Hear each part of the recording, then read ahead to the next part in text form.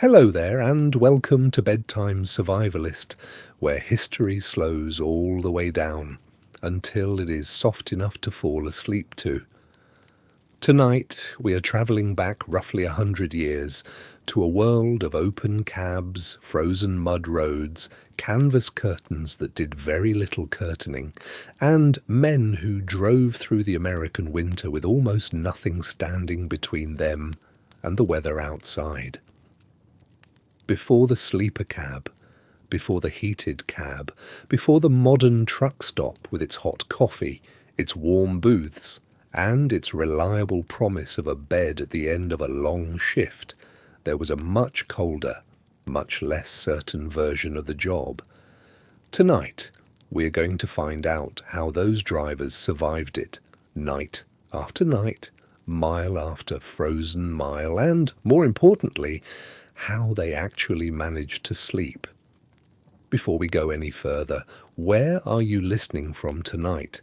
Are you already tucked in, half gone, letting this story carry you the rest of the way, or still catching up on the day while the house settles into its evening quiet around you? Either way, you are welcome here. And had you ever thought about how truck drivers slept before the sleeper cab existed? Most people have not. It is one of those small, ordinary questions that hides an entire forgotten chapter of American history behind it, and that is exactly the kind of chapter this channel exists to find. If you enjoy calm, detailed journeys into the corners of the past that rarely make it into textbooks, you are welcome to like this video and subscribe to Bedtime Survivalist. It helps this quiet little channel find its way to more tired travellers like you. Now get comfortable, pull the blanket up a little further, and let us begin.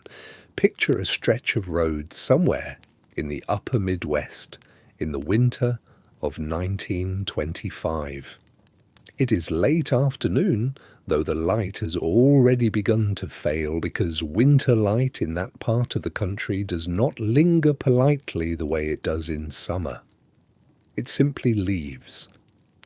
Snow has been falling on and off since morning, not the gentle postcard kind that drifts straight down, but the kind that comes sideways on a hard wind and finds every gap in a coat collar.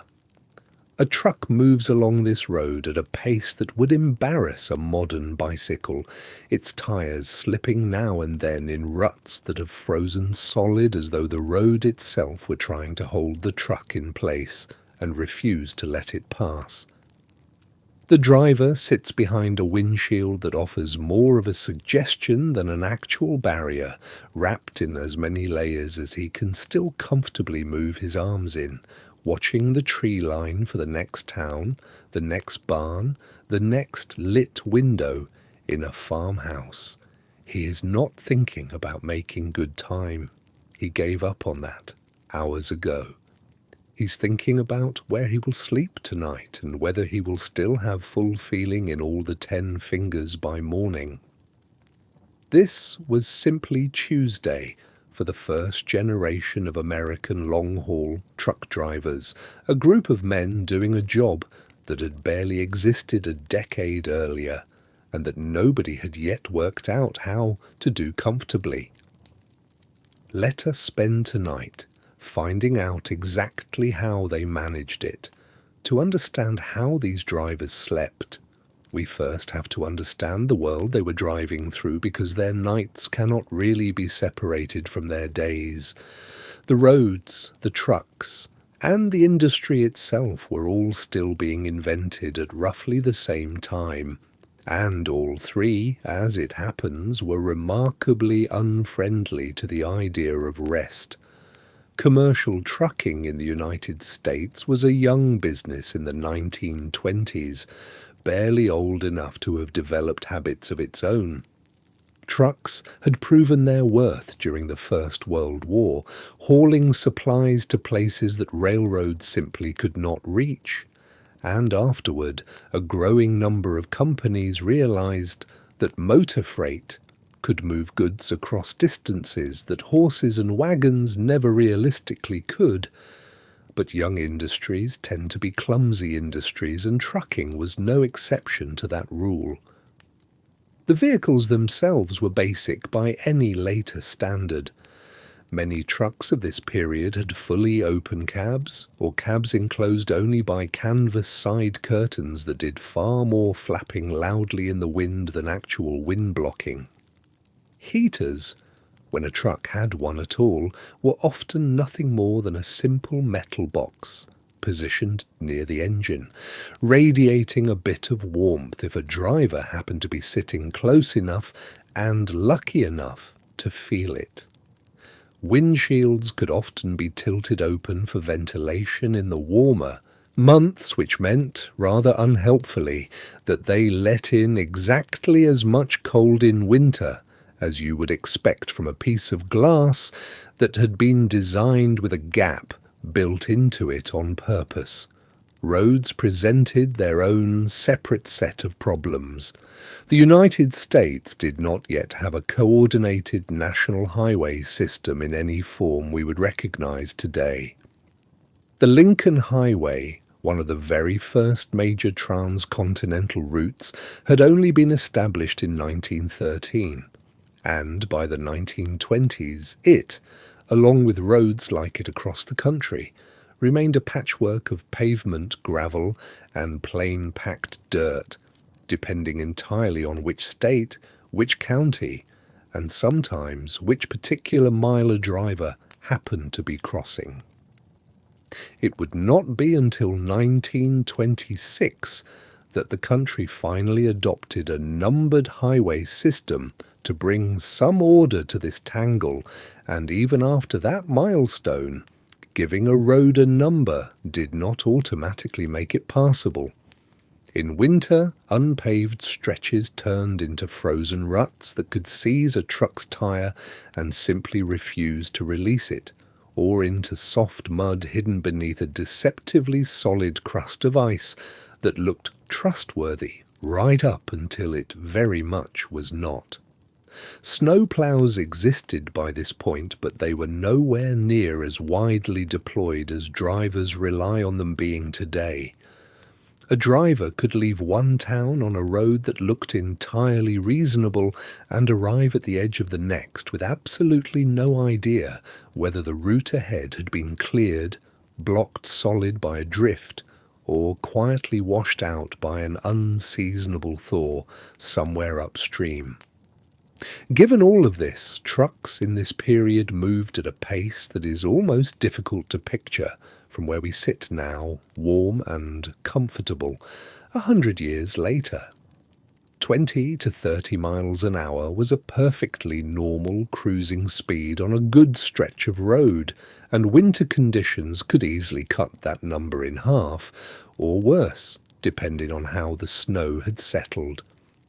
A trip that a modern truck might complete comfortably within a single working day could take a 1920s driver 2-3, or even 4 days, with each of those days ending not at some scheduled, prearranged rest stop, but wherever the driver happened to find himself when the light finally ran out, or when the truck simply could not reasonably go any further. This is the part of the story that is easy to overlook if you only picture the trucks themselves rattling along in old photographs. The job was not difficult, purely because the equipment was primitive, although it certainly was that. It was difficult because nobody had yet built any of the supporting structure that makes long-haul driving survivable, even pleasant, today. There was no organized chain of truck stops spaced conveniently along every route. There was no built-in expectation of a heated cab to retreat into once the sun went down. There was no federal regulation dictating how many hours a driver could reasonably work before resting, which meant the decision of exactly when to stop for the night rested almost entirely on the driver's own judgment, his fatigue, and however much daylight he happened to have left. Every one of these missing pieces meant that finding somewhere warm to sleep, particularly in the depths of winter, was less like following a comfortable evening routine, and considerably more like solving a small emergency, fresh, every single night. The men behind the wheel were themselves a fairly new kind of American worker, and it is worth pausing on who they actually were before we go any further.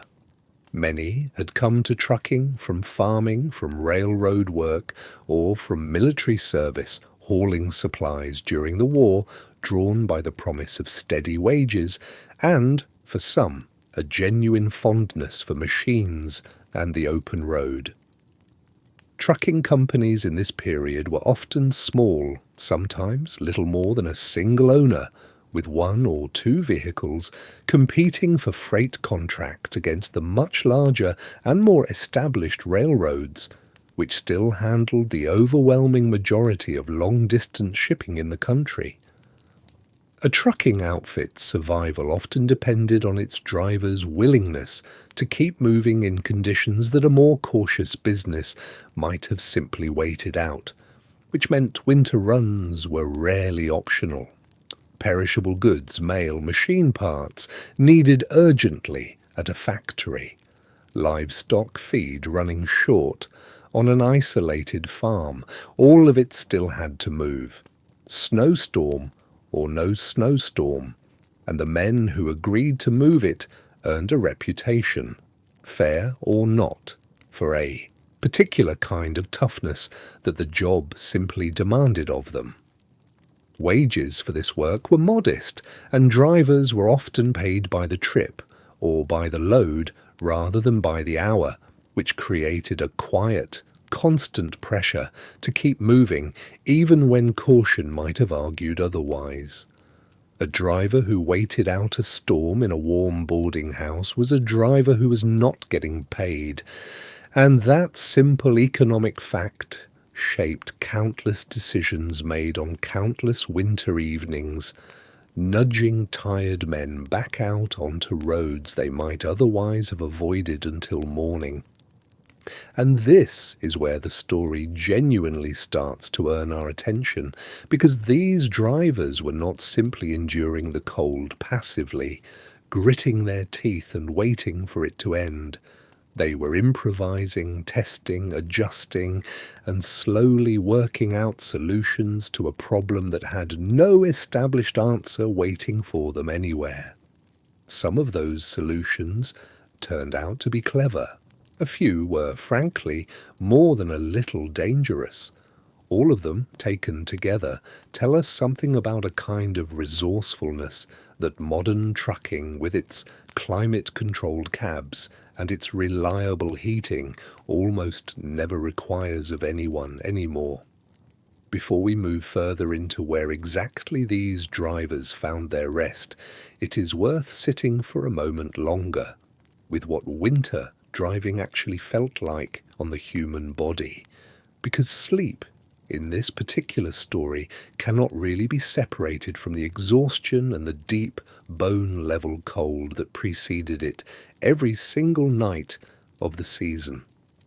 We will follow that thread next into the layers of wool, the heated stones, and the particular hard-earned relief of finally stepping down out of a truck cab after hours in the wind. Settle in a little further and let us continue.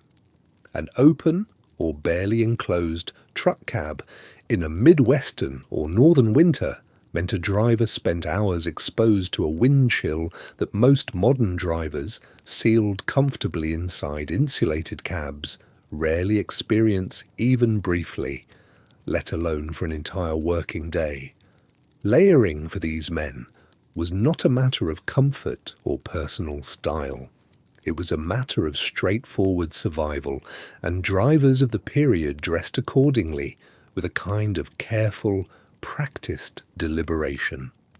Heavy wool coats went over union suits, the one-piece long underwear that was standard winter wear for working men across the country at the time. Scarves were wrapped not for any sense of fashion, but specifically to protect the lower half of the face from wind that could numb exposed skin within a matter of minutes on the worst days.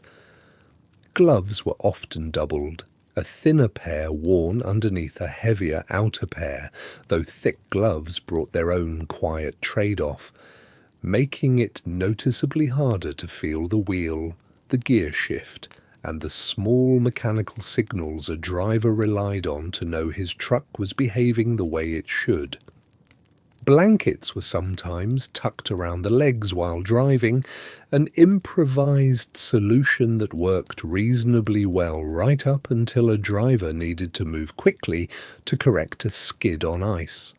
at which point a blanket wrapped too snugly around the legs stopped being a comfort and became, rather suddenly, a genuine hazard. Feet were a particular and persistent problem. Boots of the period simply were not built with the kind of insulation that outdoor workers rely on today, and a driver's feet, positioned near pedals that offered no meaningful protection from the cold rising directly off the road beneath the truck, were very often the first part of the body to suffer. Some drivers carried heated bricks or smooth river stones, warmed carefully at a stop before departure, wrapped in cloth and placed near their feet for as long as the heat lasted, which was in practice rarely as long as they actually needed it to. Others stuffed folded newspaper into their boots for a bit of extra insulation, a trick borrowed from other outdoor trades of the era, or lined their boots with straw, which was cheap, available almost anywhere in farm country, and surprisingly effective at trapping a driver's own body warmth close to the skin. Frostbite was a real occupational hazard for these men, not an exaggerated one invented later for dramatic effect. Drivers who spent hours with bare or thinly gloved hands, gripping a cold metal wheel, or with feet pressed against pedals exposed to the draft coming up steadily from the road, sometimes discovered numbness in their fingers or toes only after stopping for the night, once the concentration of driving had worn off and the body finally had a quiet moment to notice what the cold had actually done to it, while nobody was paying attention. Experienced drivers learned sometimes the hard way to check on themselves and on each other regularly during a long winter run, flexing fingers at intervals, wiggling toes inside stiff boots, watching each other's faces in the dim cab light, for the pale, waxy look that experienced hands recognized as the early warning sign of frostbite setting in. The truck itself needed almost as much attention as the driver's own body did. Radiators filled with plain water rather than any kind of antifreeze in this period were in constant danger of freezing solid if a truck sat too long without its engine running, and a frozen, cracked radiator could strand a driver as effectively as any snowdrift. Many drivers made a habit of draining the radiator entirely at the end of a cold day's driving and refilling it fresh the next morning, an extra chore added to an already long list, but one that could mean the difference between reaching the next town and being stranded indefinitely beside a ruined engine. Tyre chains wrapped around bare rubber tyres to give some grip on packed snow and ice had to be fitted by hand in the cold, a task that meant kneeling in the snow with bare or thinly gloved fingers working stiff metal links, precisely the kind of exposure that frostbite favoured most. A chain that snapped partway through a difficult stretch of road left a driver with the same job to do all over again, this time in the dark, with the truck already stuck. All of this, the cold hands, the numb feet, the constant low hum of physical discomfort, was simply the entry fee for the job. It had to be endured, quietly and repeatedly, before a driver could even begin thinking seriously about the next problem waiting for him, which was where, exactly, he was going to spend the night now closing in around him. As the light faded further on our imagined evening in 1925, our driver would have begun scanning the road ahead with a very particular kind of attention. Not for traffic, since there was rarely much of that to worry about, but for any sign of shelter. A light glowing in a farmhouse window, a small cluster of buildings that might, with any luck, turn out to be a proper settlement, a hand-painted sign weathered by the same winters it advertised against, offering a place to stop for the night. This nightly search for shelter, repeated across every single evening of a long winter trip, was as much a part of the job as the driving itself, and it shaped almost everything about how these early truckers actually experienced the road, hour by hour, mile by mile. One of the earliest and most common answers to this nightly search was the roadside cabin, sometimes called a tourist cabin or a tourist camp, a modest little structure that would, given enough time, gradually evolve into what we now recognize instantly as the motel. These cabins began appearing along the major routes specifically during the 1920s, precisely because automobile and truck travel had created an entirely new kind of traveller, one who needed lodging directly along the road itself rather than only within the boundaries of an established town. A tourist cabin was typically small, sometimes barely large enough to fit a bed and a modest wood stove, and often lacking anything resembling indoor plumbing or electricity. What it offered, and what mattered most on a genuinely freezing winter night, was 4 solid walls and a door that could be pulled firmly shut against the wind outside. A driver could pay a modest fee, haul in a bit of firewood if the cabin stove needed feeding to get going, and finally, after hours of exposure, sit somewhere that did not move, did not rattle, and did not let the weather inside with him. The quality of these cabins varied enormously from route to route, and sometimes from cabin to cabin along the very same road. Some were well built and reasonably warm once the stove had a chance to properly catch, with the driver drifting off to sleep, listening to the quiet tick and settle of the fire burning steadily down through the night. Others were considerably more draughty, thin-walled structures that kept out the wind only marginally better than the truck cab itself had, where a driver might end up sleeping in most of his outdoor clothing anyway, simply relocating the fight against the cold from the driver's seat to a narrow, unfamiliar bed a few feet away. Either way, the tourist cabin represented something genuinely valuable in a landscape that otherwise offered very little certainty at all, a fixed and known point where a tired driver could reliably expect to find some kind of bed waiting for him, even if the promise of real warmth attached to that bed was sometimes more theoretical than actual. We will spend more time in the pieces of this story still ahead of us tonight, on the other shelters these drivers came to rely on, the boarding houses, the small hotels, and the farmhouses that opened their doors to complete strangers on the worst nights of the year. For now, let this image settle quietly. A single set of headlights moving slowly through blowing snow, a driver watching for any small light ahead of him, and the particular hard-earned relief of finally stepping down from a cold truck cab into somewhere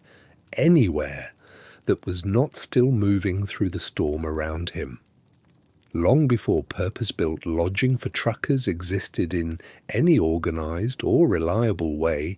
drivers relied on an older and much more general kind of hospitality, the small-town hotel and the boarding house. These establishments had been serving travellers of every kind for decades, before the truck ever appeared rattling down an American road, originally catering to travelling salesmen, itinerant labourers, and anyone else whose business carried them through a town for a single night, rather than a longer stay. Truck drivers simply became the newest members of this considerably older tradition, walking into the very same lobbies, signing the very same registers, and sleeping in the very same narrow rooms that had once hosted a rather different kind of 19th century traveller entirely. A boarding house in a small farming town might offer a shared room, a hot meal included quietly in the price, and a landlady who kept a close eye on comings and goings, sometimes with genuine warmth toward her tired guests, and sometimes with the brisk, no-nonsense efficiency of someone who had already seen a great many exhausted strangers pass through her door that particular winter alone. For a driver who had spent the day fighting wind and snow, the appeal of a boarding house extended well beyond simple shelter from the weather. It offered something a lonely tourist cabin often could not, a bit of company, some easy conversation, and a proper hot meal that did not require the driver to cook it himself over a stove he had to feed by hand in the dark. Small hotels in these towns tended to be modest by any later standard, perhaps a handful of rooms tucked above a shop front or beside a rail depot, heated unevenly by a central stove or a shared furnace that reached some rooms considerably better than it reached others. A driver arriving late in the evening, half-frozen and thoroughly hungry, was rarely particular about exactly which room he was given. What mattered in that moment was a bed, a solid roof, and enough warmth in the room to finally, gradually, stop shivering. Many of these hotels kept deliberately irregular hours, specifically because their owners understood their clientele well. Truck drivers and other travellers of the road did not arrive on any predictable schedule, and a hotel that genuinely wanted their business learned quickly to keep a light burning and someone awake to answer a late knock on a bitter winter evening. These lodgings also served a quieter, but genuinely important, function for the trucking industry as a whole during this period. Because there was no organised network of truck stops yet in existence, information about road conditions travelled largely by word of mouth, and boarding houses and small hotels became informal hubs for exactly that kind of practical, life-saving information. A driver checking in for the night might learn from the desk clerk or from another traveller warming himself beside the very same stove that the road ahead had drifted shut 2 miles past the county line, or that a bridge nearby had iced over dangerously and a local farmer was letting travellers detour quietly through the edge of his field instead. This kind of informal knowledge network, passed along casually in lobbies and dining rooms rather than through any official channel, helped drivers plan the next day's route using information that no printed map of the period could possibly have provided. Meals at these establishments tended to be heavy and thoroughly practical, built for people doing physically demanding work in genuinely cold weather, rather than for anyone particularly worried about counting calories. Thick stews, fried potatoes, dense bread, and strong black coffee were common fare, served in quantities meant to fuel a body that had already spent one full day fighting the cold and would very likely spend the next day doing exactly the same thing all over again. For a driver, a hot meal at the end of a difficult day was never a small comfort. It was often the very first real warmth his body had experienced in hours, working steadily from the inside out in a way that layers of wool alone simply could not manage on their own. Not every night offered this kind of comfort, of course. Towns were not evenly spaced along every route, and a driver who misjudged his pace or who was slowed by weather considerably worse than expected could easily find himself well short of the next settlement as darkness closed in around him completely. On nights like these, with no cabin in sight and no boarding house lit anywhere within reach, drivers turned instead to sources of shelter that were considerably less formal and often considerably more improvised, out of pure necessity.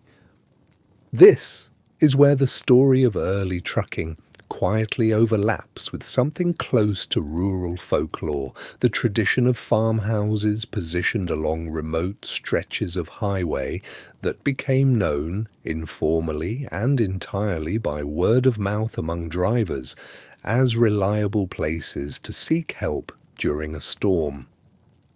A farmer whose house happened to sit near a particularly difficult stretch of road might grow accustomed, over the years, to the occasional knock at his door on a winter evening, an exhausted or stranded driver asking quietly whether he might sleep in the barn or occasionally, if the family had the room and the weather was severe enough to warrant it, inside the farmhouse itself. Many families obliged, sometimes out of genuine hospitality, shaped by a practical rural understanding that looking out for travellers in bad weather was simply how a community survived together, and sometimes simply because turning away a half-frozen stranger felt like poor manners in a landscape where everyone understood exactly how dangerous a winter night on that road could quickly become for anyone caught out in it. A barn offered in this spirit was never luxurious, but it was far from nothing either. Livestock housed inside a barn generate a genuinely surprising amount of body heat between them, enough to keep the interior noticeably warmer than the open air outside, and a driver bedding down in loose hay, wrapped snugly in whatever blankets he happened to be carrying with him, could often sleep more comfortably there than he might have reasonably expected beforehand. The smell of animals and hay, the occasional shuffle and quiet snort from a horse or a cow somewhere nearby in the dark, became a strangely familiar and even comforting part of the winter trucking experience for drivers who relied on this kind of unofficial hospitality more than once during a hard season. Some farm families went further still, inviting drivers inside to share a proper meal or to sleep near the warmth of the kitchen stove,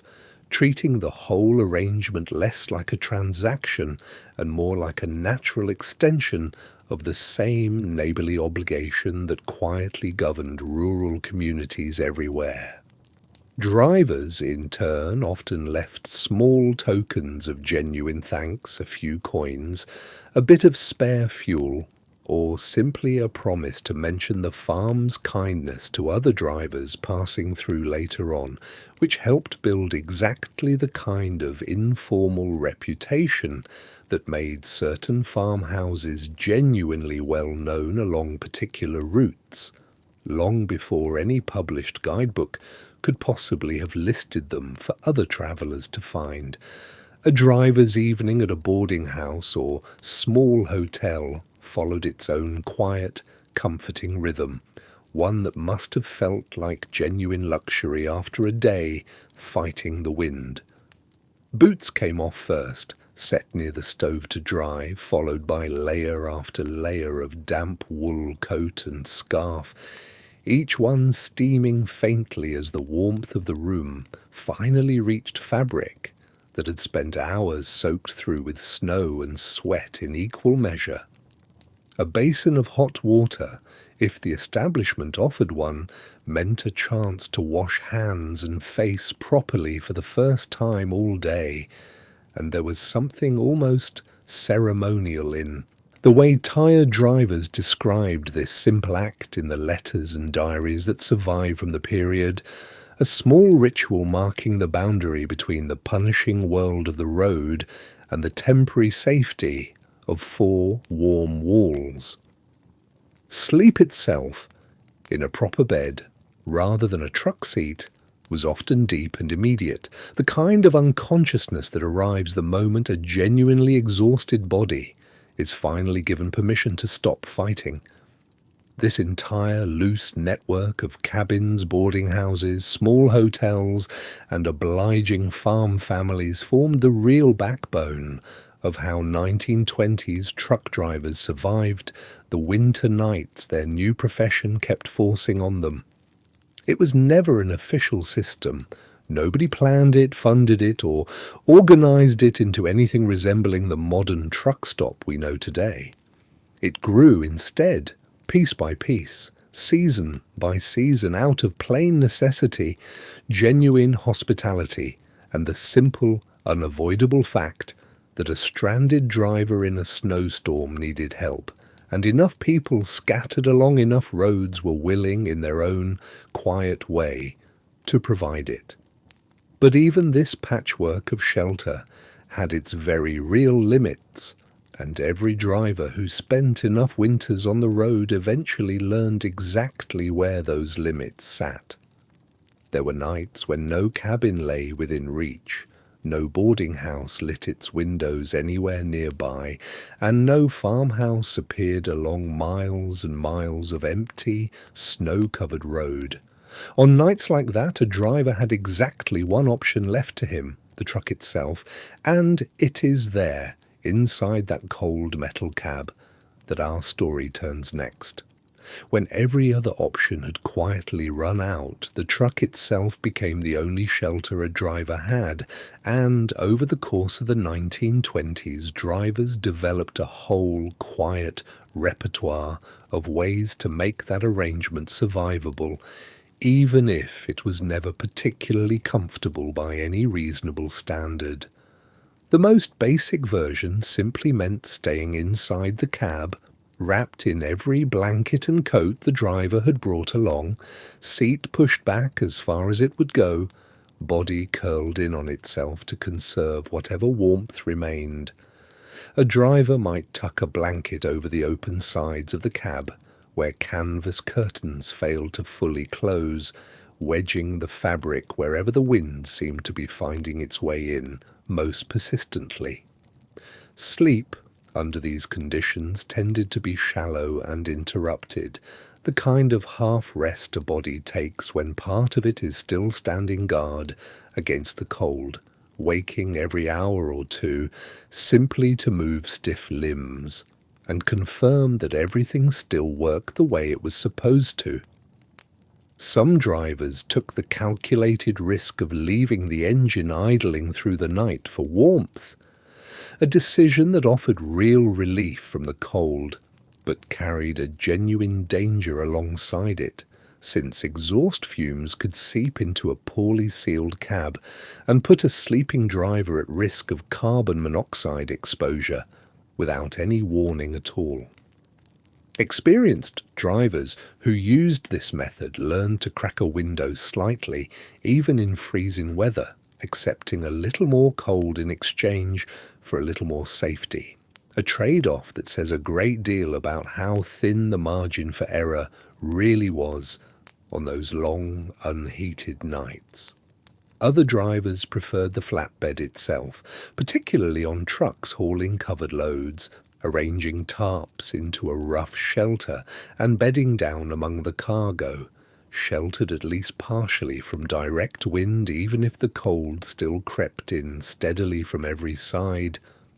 A thick canvas tarp, weighted down properly at the edges, could cut wind chill substantially,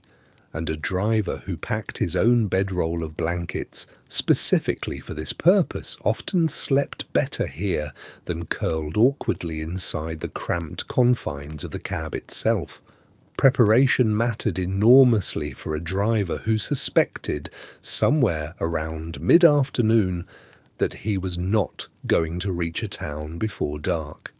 A cautious driver learned to treat this possibility as a near certainty on any winter run through unfamiliar country, and to prepare for it accordingly, rather than simply hoping the next light on the horizon would appear in time.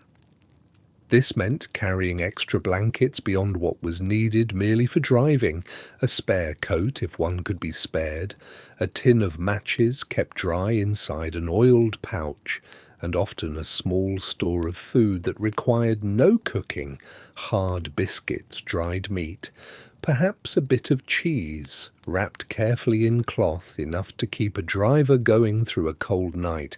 and into the following morning, without needing to rely on a stove or a fire he might not be able to build safely in the open.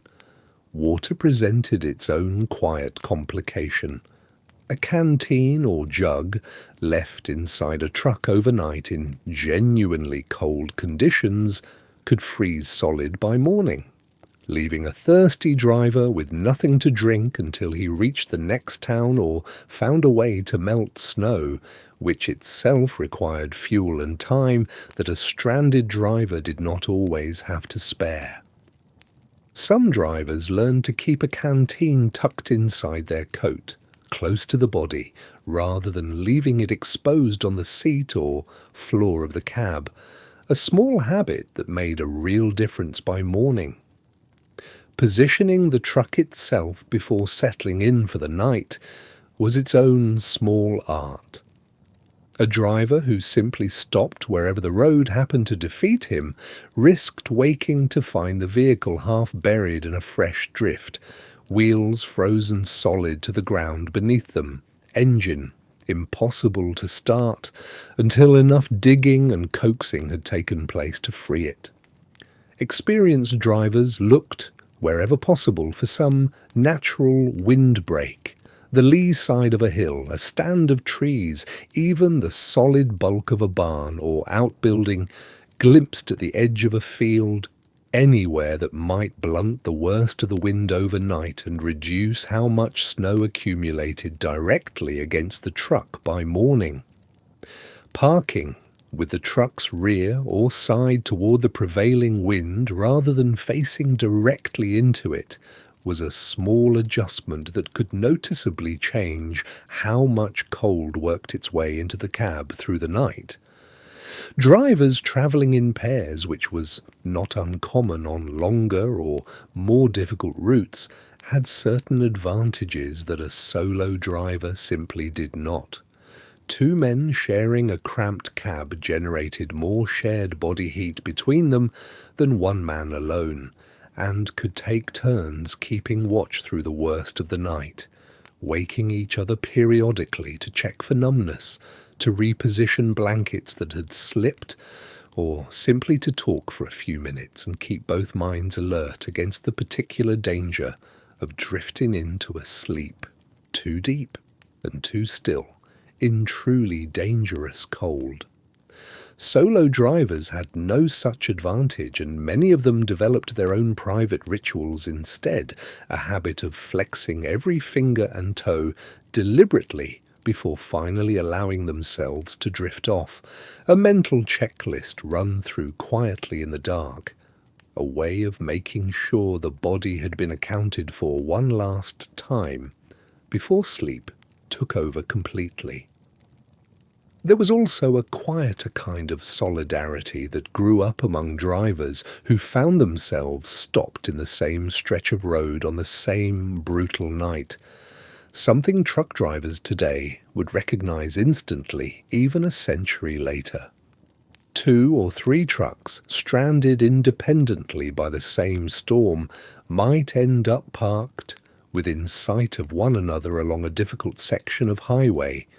their drivers walking over through the snow to share news, to compare notes on how far the road ahead had drifted, or simply to sit together for a while in one cab rather than facing the night entirely alone. A shared flask of coffee kept warm inside a coat for exactly this purpose, or a tin of tobacco passed between cold hands, became small but genuine comforts on nights when comfort of any kind was in desperately short supply. These impromptu gatherings rarely lasted long. The cold eventually drove each man back to his own truck and his own blankets, but the brief company mattered enormously to men who otherwise spent entire winters largely alone with the road and their own thoughts. Morning, when it finally came, brought its own set of challenges that were really just the cold's final act before releasing a driver for the day ahead. Engines that had sat all night in freezing temperatures did not always start readily,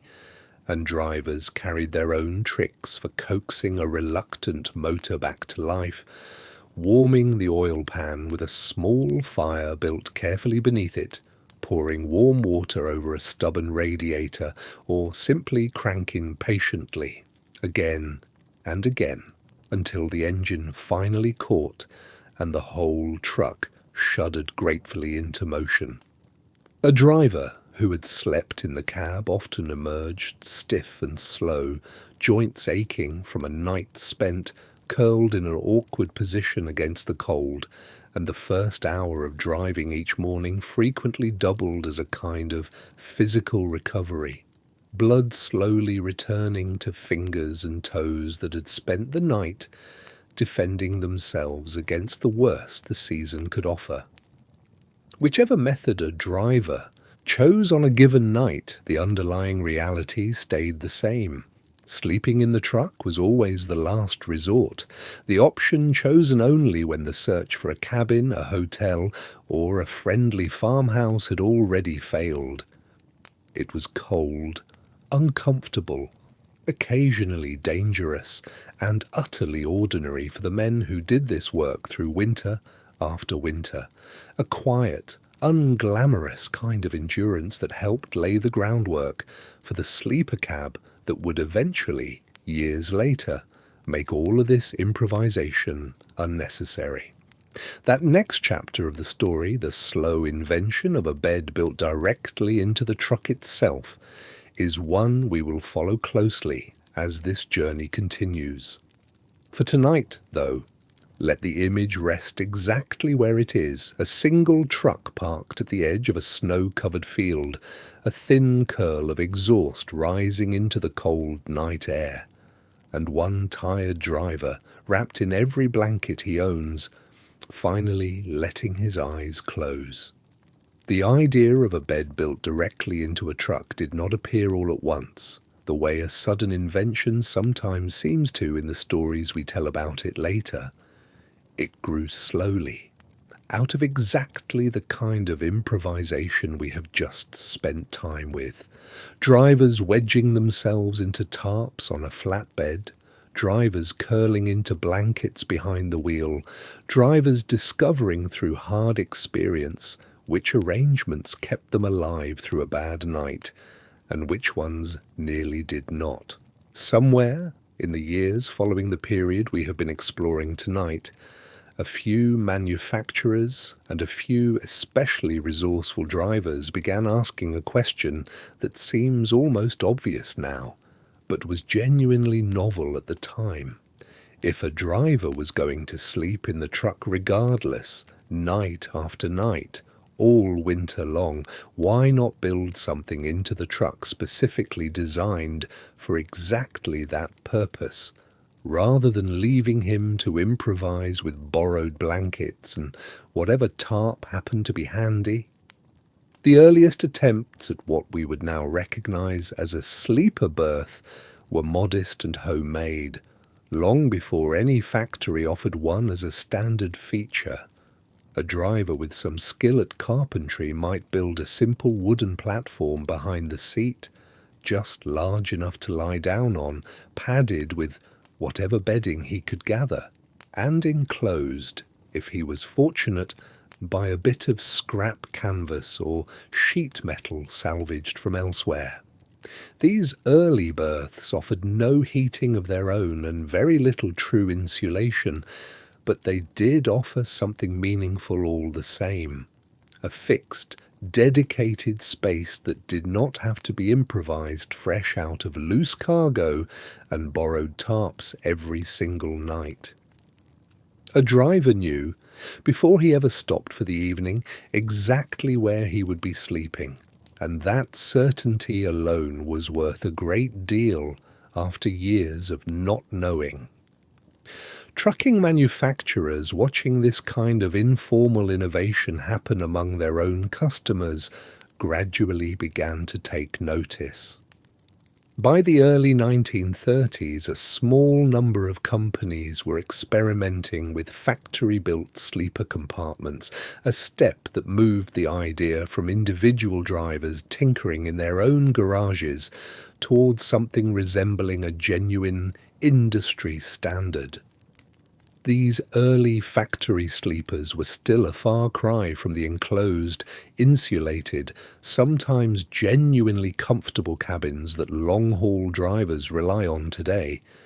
They were narrow, often unheated except for whatever warmth drifted back from the engine or leaked in from the main cab, and they added weight and cost to a truck at a time when many operators were still counting every dollar carefully.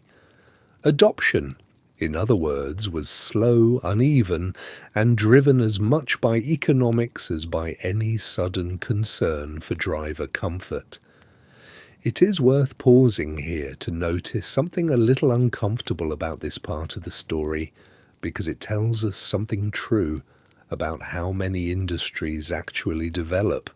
rather than how we sometimes like to imagine they develop. The sleeper cab did not arrive because trucking companies suddenly decided their drivers deserved warmth and rest. It arrived, at least in part, because a driver who slept poorly, or who suffered frostbite, or who lost time recovering from exposure, was a driver who moved freight more slowly and less reliably, and slow, unreliable freight cost companies money. Comfort and safety in this story rode in on the back of efficiency, not the other way around. That does not make the eventual improvement any less real or any less welcome for the drivers who benefited from it. It simply means the road to that improvement was paved, so to speak, with the same hard economic logic that had kept those drivers out on dangerous roads in the first place. A handful of specific stories from this transitional period survive in trade publications and company records, fragments rather than a complete history, but enough to give us a sense of how uneven and experimental this whole process really was. Some operators reportedly modified existing trucks by extending the cab slightly rearward, just enough to fit a narrow cot behind the driver's seat, an approach that required custom metalwork and was far from standardized between different companies or even different trucks within the same fleet. Others experimented with the detachable sleeping compartments that could be added to a truck for a winter run and removed again once warmer weather returned, treating the sleeper less as a permanent feature and more as seasonal equipment, not unlike snow tires or tire chains. None of these early solutions looked much like the enclosed, standardized sleeper berths that would eventually become common industry fixtures decades later. They were transitional, awkward, and often built by whichever mechanic or blacksmith a company happened to trust with the job, which meant quality and comfort varied enormously from one truck to the next. Meanwhile, for the drivers we have been following tonight, working through the very years before any of this had fully arrived, the improvisation continued largely unchanged. Word of these early sleeper experiments travelled slowly along the same informal networks that carried news of road conditions and friendly farmhouses, drivers hearing second-hand about some outfit out east that had rigged up a proper berth, or some manufacturer supposedly testing a new design, months or sometimes years before such things became common enough for an ordinary driver to actually encounter one himself. For most of the men driving through the winters we have spent a night exploring, the sleeper cab remained a rumour, a distant improvement belonging to some slightly later, slightly easier version of the job that they themselves would mostly miss. This gap between the earliest experiments and their widespread adoption is itself a kind of quiet lesson about how change actually moves through an industry built on individual drivers scattered across enormous distances, each one largely isolated from whatever innovations might be happening elsewhere. There was no trade publication reliably reaching every small trucking outfit in the country. There was no unified association setting standards that every manufacturer had to follow. Improvement, when it came, arrived unevenly, company by company, region by region, sometimes reaching a well-funded operation on a major eastern route, years before it reached a small independent driver working the back roads of the Dakotas or Montana. And so, for a long while yet, the story we have been telling tonight simply continued. Drivers kept searching the darkening road for a light in a farmhouse window. They kept checking each other's faces for the pale warning signs of frostbite. They kept wrapping bricks in cloth and tucking blankets around their legs and hoping the radiator held through one more freezing night. The invention that would eventually change all of this was coming, slowly, unevenly, a decade or so out from where we have been sitting tonight, but it had not yet arrived for the men whose winters we are following, and their resourcefulness, born entirely out of necessity, remains the real heart of this story. Let us turn now to another part of that resourcefulness, the informal network of shared knowledge that grew up among these drivers, because survival on the winter road in the 1920s was never purely an individual achievement. It depended, in ways that are easy to overlook, on information passed quietly from one driver to another, on small kindnesses extended between strangers who shared nothing but the same difficult road, and on a kind of unofficial cooperation that filled in every gap the industry itself had not yet learned to fill. We touched earlier on how boarding houses and small hotels served as informal hubs for news about road conditions, but this exchange of information extended well beyond any single lobby or dining room. Drivers developed their own informal signals and habits for warning one another about danger ahead, long before any of it was written down or standardized. A truck pulled deliberately off to the side of an otherwise clear road, its driver waving an arm out the window as an oncoming vehicle approached, was understood immediately by any experienced driver as a warning, a signal that something ahead, a washed-out bridge, an impassable drift, a patch of black ice hidden beneath a thin dusting of fresh snow, required caution. Drivers heading in opposite directions along the same route would sometimes stop entirely, side by side in the middle of an empty road, engines idling, to exchange a few shouted sentences about conditions each had just come through, trading exactly the kind of real-time information that no map or schedule could have provided. Certain landmarks along well-travelled routes became known among drivers as reliable checkpoints, not officially marked on any map, but understood collectively through repeated experience. A particular bend in the road that tended to drift shut first during any real storm, a stretch near a river crossing where ice built up unpredictably and had claimed more than one truck's traction over the years. A specific farmhouse mentioned earlier in our story that had become known specifically for taking in stranded drivers on the worst nights. This kind of knowledge existed nowhere in writing. It lived entirely in the memory of the drivers themselves, passed from an experienced hand to a newer one, refined and corrected slightly with every winter that added new stories to the collection. Repair knowledge travelled through this same informal channel, and it mattered just as much as knowledge of the road itself.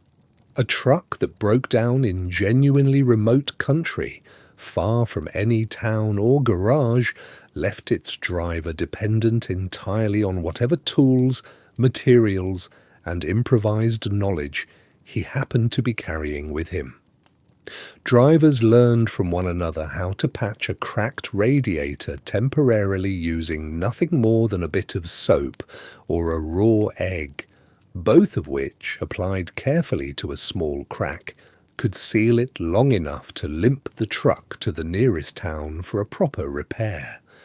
They learned which farms along a given route kept spare parts on hand, having grown accustomed enough to helping stranded truckers that some farmers began stocking a few basic supplies specifically for that purpose. They learned how to use chains, ropes, and sheer physical effort to free a truck from a drift that would have otherwise stranded it for days, techniques refined through repeated trial, error, and the occasional very cold, very frustrating afternoon spent digging. This culture of shared, informal knowledge, built entirely by the drivers themselves out of necessity, rather than handed down by any company or government agency, represents one of the quieter but more remarkable achievements of this entire period.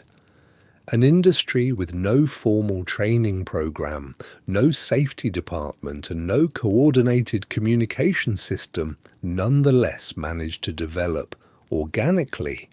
a working body of practical wisdom that kept a surprising number of drivers alive and moving through conditions that might otherwise have proven fatal. It was trucking's earliest safety net, woven not from policy but from the plain, practical solidarity of men who understood, better than anyone else could, exactly what the road demanded of them.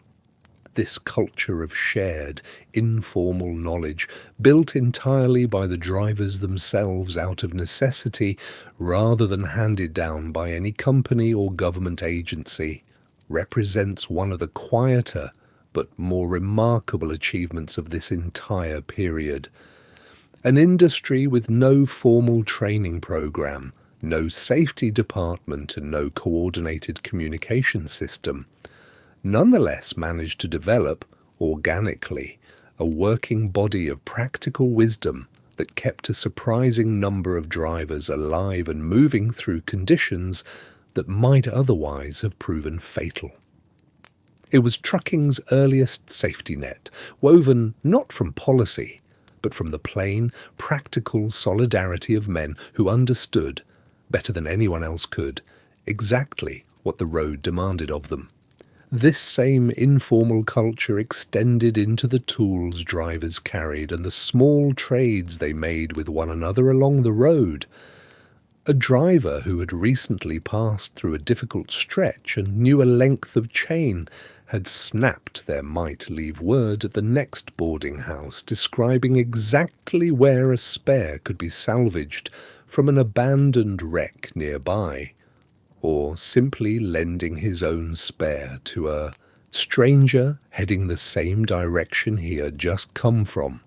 trusting that the favour would circulate back around eventually, if not from that same driver, then from someone else further down the line. This kind of trust,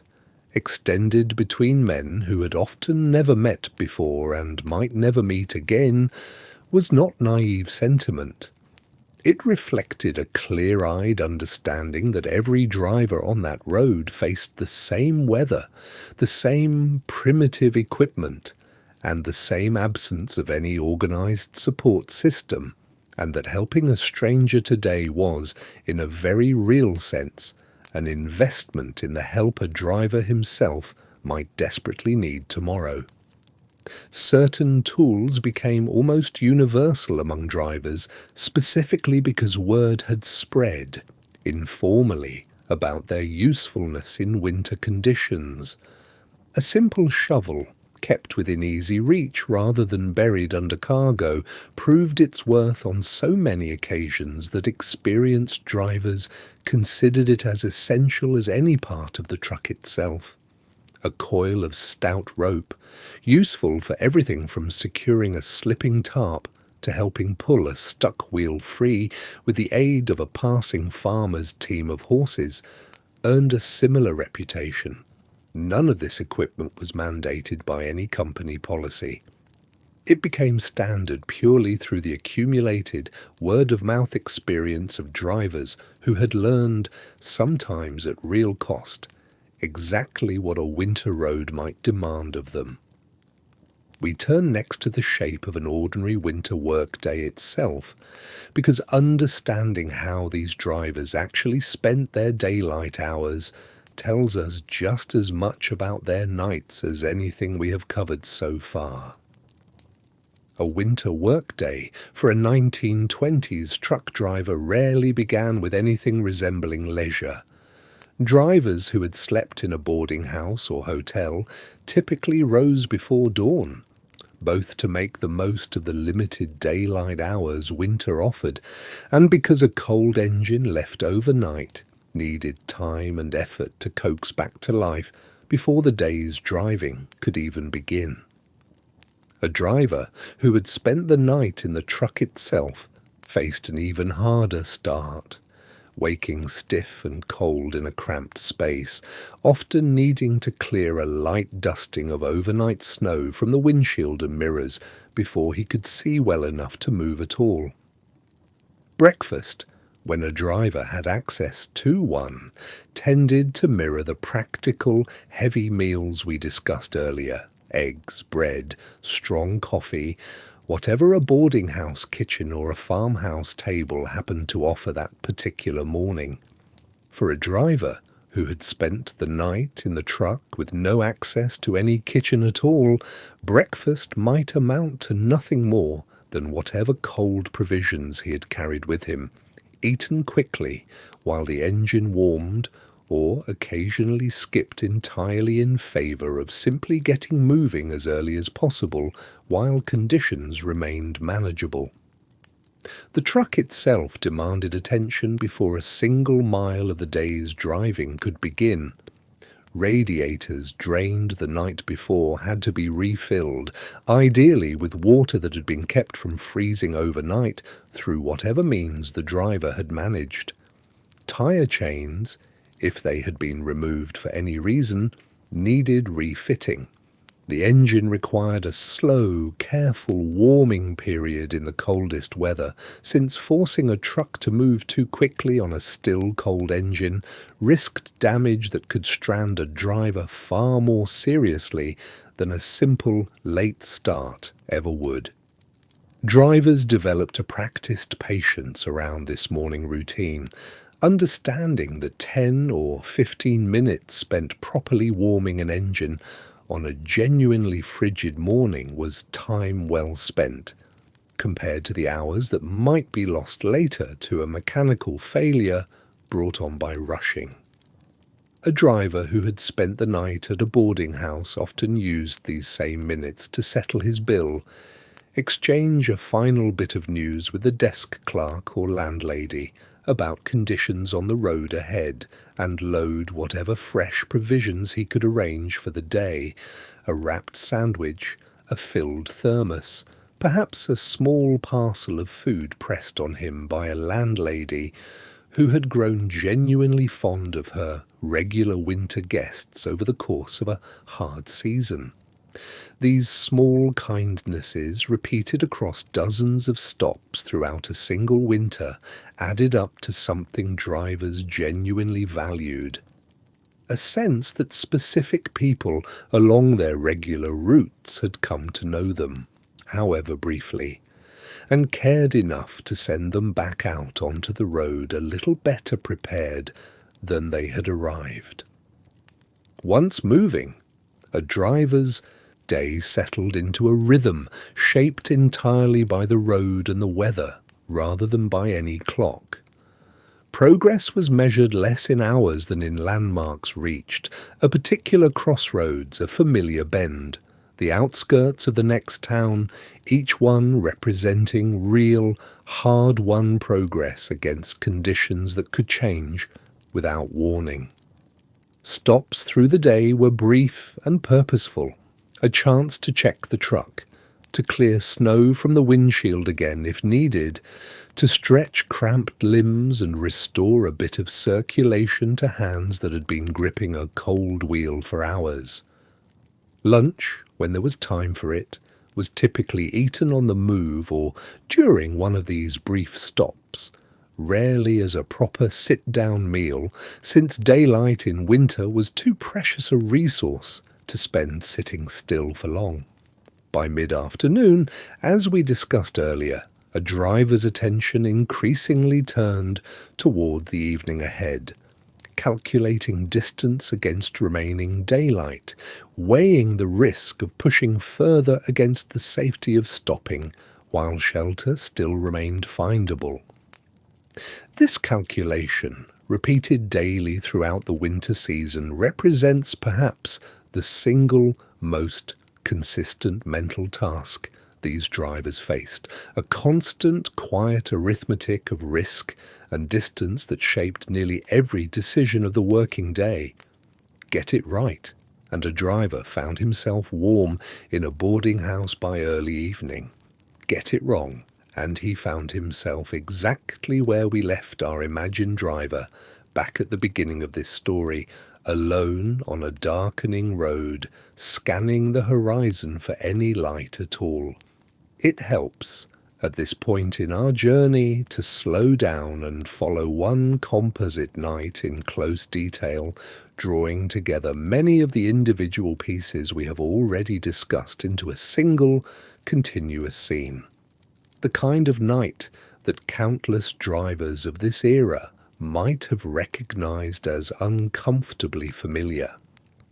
Imagine a driver hauling a load of farm equipment across a stretch of northern road in early February, several years into the job.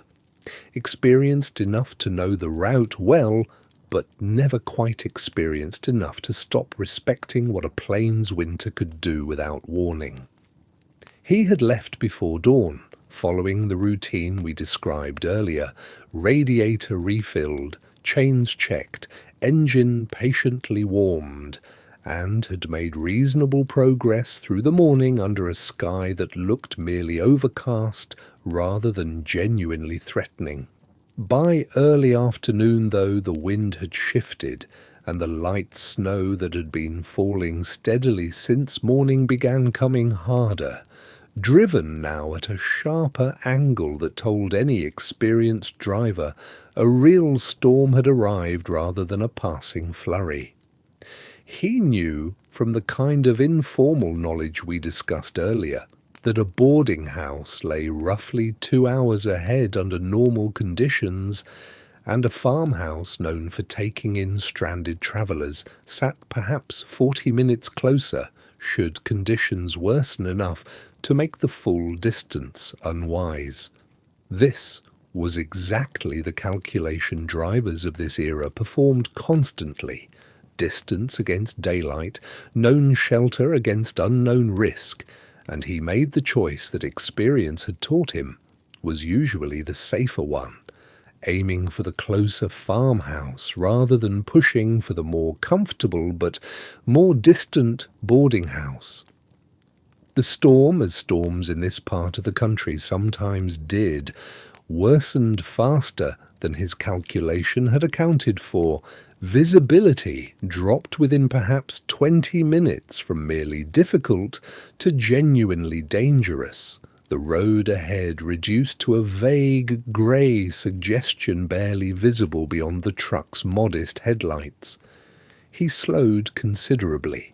watching for the specific bend in the road that, according to the same informal knowledge network we discussed earlier, tended to drift shut first in exactly this kind of weather.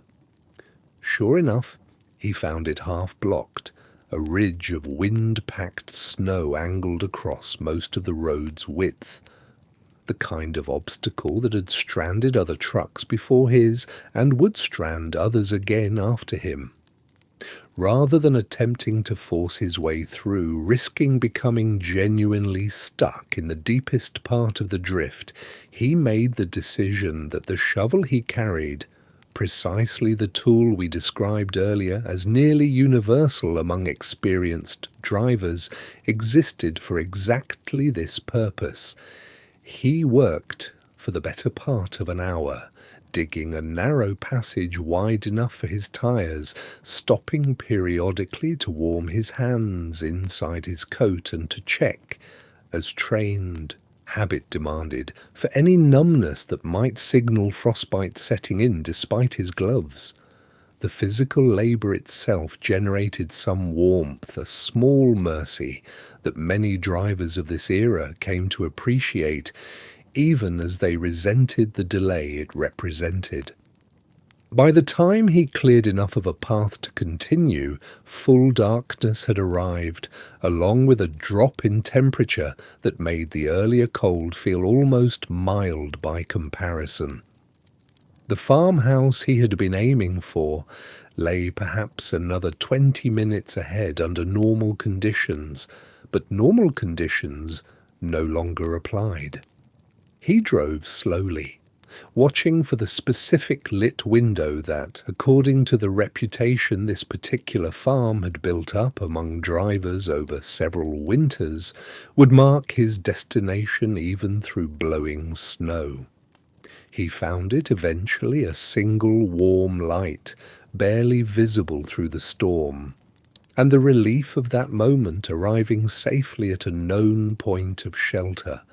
after an afternoon that could easily have ended very differently, represents exactly the kind of quiet triumph that filled countless similar nights across this entire era.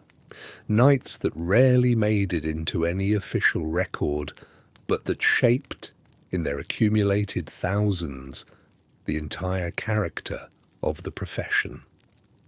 The farmer's family, accustomed to exactly this kind of late winter arrival, welcomed him in without much ceremony, offered him a place near the kitchen stove and a share of whatever supper remained, and asked only the practical questions any rural family might ask a stranded traveller: where he had come from, where he was headed, and whether his truck needed anything before morning. He slept that night better than he had any right to expect given how the afternoon had begun, warmed by a stove, fed by strangers who asked for nothing beyond simple gratitude in return, and woke the next morning to find the storm had largely passed, leaving behind the kind of bright, brutally cold, perfectly clear winter morning that so often follows a genuine blizzard in this part of the country. He thanked his hosts, left a small token of appreciation as was customary, and returned to his truck to begin the familiar morning ritual of coaxing a cold engine back to life before continuing the journey the storm had interrupted. This composite scene built from the pieces of countless similar stories that survive in the letters, diaries, and trade publications of the period illustrates something important about how survival actually worked for these drivers. It was never a single dramatic act of heroism that got a man through a bad winter night. It was the accumulated weight of ordinary preparation, a shovel kept within reach, a route's known dangers respected rather than dismissed, a willingness to accept help from strangers and extend the same help in return, and a body of hard-won practical knowledge that had been quietly passed from driver to driver long before any of it existed in written form. Multiply this single night by thousands of drivers across dozens of winters, and you begin to understand exactly how an entire generation of men managed to build America's early trucking industry using nothing more than wool coats, borrowed shelter, and each other. Certain stretches of American road earned lasting reputations among drivers of this era, the kind of reputation that travelled ahead of a route the way a storm's own reputation might, so that a driver approaching a particular pass or crossing for the first time often arrived already braced for whatever difficulty he had heard about second-hand from other men over a hotel dinner table or a shared cup of coffee at a rural crossroads. Mountain passes in the western states presented some of the most feared conditions of all. Narrow grades cut into steep terrain, offering little room for error, and even less for a truck that lost traction, partway up or down a slope coated in ice. A driver caught on a mountain grade after dark, with temperatures dropping and no town within reach, faced a genuinely different order of danger than one stranded on the flat, open roads of the Midwest, where at least the terrain itself rarely conspired against him quite so directly. The northern plains states brought their own particular reputation, not for treacherous grades, but for the sheer, featureless exposure of the landscape itself. A storm rolling across open prairie country could reduce visibility to almost nothing within minutes. The same flat horizon that made these roads relatively easy to build and travel in good weather, turning in a genuine blizzard into a landscape with no reliable landmarks at all, where a driver could become disoriented within sight of a road he had travelled dozens of times before. Stories of drivers losing the road entirely in these conditions, forced to stop and wait out a storm exactly where visibility failed them, circulated widely enough among truckers that certain stretches of prairie highway carried a kind of quiet dread attached to their names, understood immediately by any experienced driver, even if a newcomer might not yet appreciate exactly why. These regional reputations served a genuinely practical purpose beyond simply unsettling newer drivers. They shaped real decisions about scheduling and caution. A driver approaching a known difficult stretch might deliberately choose to arrive at its edge earlier in the day, preserving extra daylight and margin for error, rather than risking a night crossing that more forgiving stretches of road elsewhere might not have demanded. Company dispatchers, to whatever extent formal scheduling existed at all in this loosely organized period, sometimes factored these reputations into planning as well, allowing extra time for a run that crossed a known difficult pass or an exposed stretch of prairie. An early, informal acknowledgement that not all miles of road carried equal risk, even if nothing about the industry's formal structure had yet caught up to that understanding in any official way. As the 1920s wore on and trucking traffic along major routes gradually increased, something resembling the earliest true truck stop began to take shape, distinct from the general-purpose tourist cabins, boarding houses and hotels that had served travellers of every kind up to this point. Certain filling stations positioned along routes that saw heavy truck traffic began offering small additional services aimed specifically at drivers rather than ordinary motorists. A wood stove in the corner of the station where a driver could warm himself while his tank was filled, a simple bench or cot in a back room available for a few hours' rest, perhaps a pot of coffee kept warm through the day, specifically for truckers passing through. These were modest, informal beginnings, nothing like the sprawling, dedicated truck stops that would eventually line major highways decades later. But they represented something new all the same, the first faint signs that the industry itself, rather than only the general hospitality trade that had served all travellers equally, was beginning to recognize truckers as a distinct group with distinct needs. This recognition grew slowly and unevenly, much like the sleeper cab itself, appearing first along the busiest routes where enough truck traffic passed daily to make specialized services worthwhile, and taking considerably longer to reach quieter roads where a driver might still pass only a handful of other trucks in a given week. A driver working one of these busier corridors by the late 1920s might genuinely notice the difference from just a few years earlier. Filling stations that had once offered nothing beyond fuel now providing a warm corner to sit in. A friendly attendant who understood exactly what kind of night a trucker had just come through, even a small selection of food and coffee available at hours that matched a trucker's unpredictable schedule rather than a conventional restaurant's fixed hours. It was not yet the truck stop, as we would recognize it today, but the shape of that future was beginning just barely to emerge from the accumulated weight of thousands of individual winter nights like the ones we have spent this evening exploring. What strikes anyone looking back at this period is how much of the eventual comfort we now take entirely for granted grew directly out of hardship that nobody had originally intended to solve so much as simply endure. The sleeper cab did not arrive because someone sat down and designed a better trucking industry from first principles.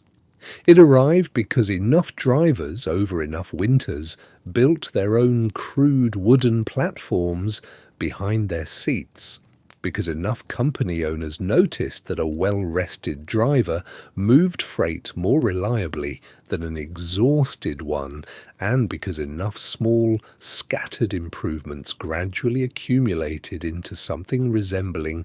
genuine progress.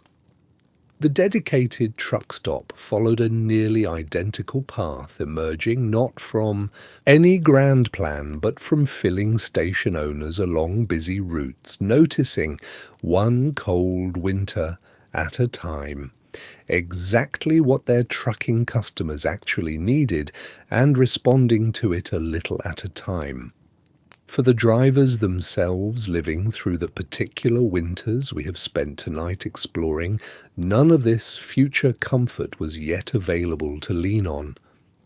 They faced each winter armed with wool coats, heated bricks, borrowed blankets, hard-won knowledge passed between strangers on the same difficult road, and a stubborn, practical resourcefulness that asked for no recognition and mostly received none. Their nights spent in tourist cabins, boarding houses, farmhouse barns, and the cramped cabs of their own trucks built the quiet, unglamorous foundation that the modern trucking industry still rests on. Whether or not anyone driving in heated comfort today ever stops to think about exactly whose hardship made that comfort possible. So far tonight, we have followed a fairly general picture of winter trucking, the kind of composite driver and composite road that could reasonably stand in for conditions across a wide stretch of the country.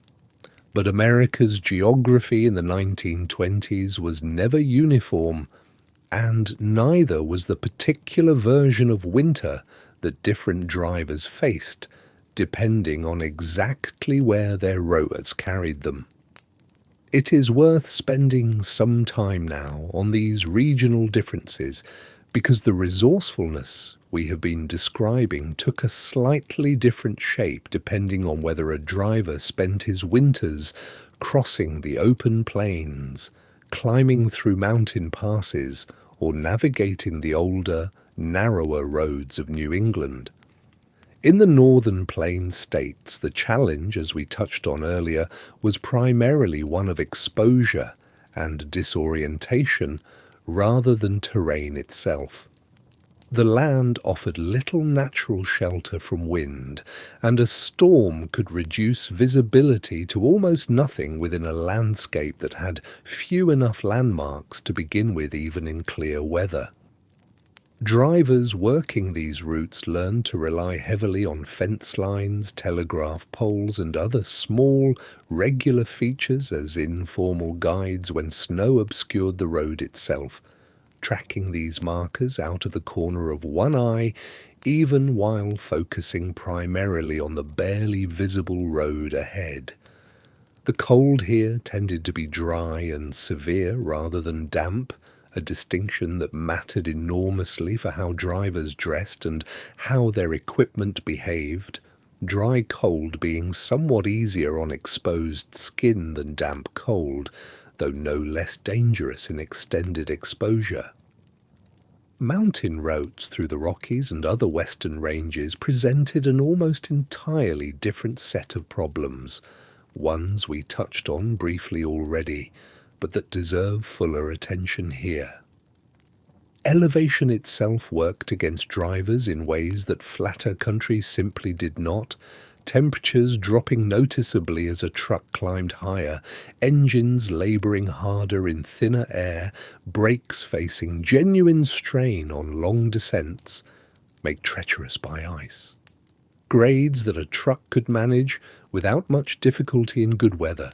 became genuinely dangerous once ice formed on the road surface,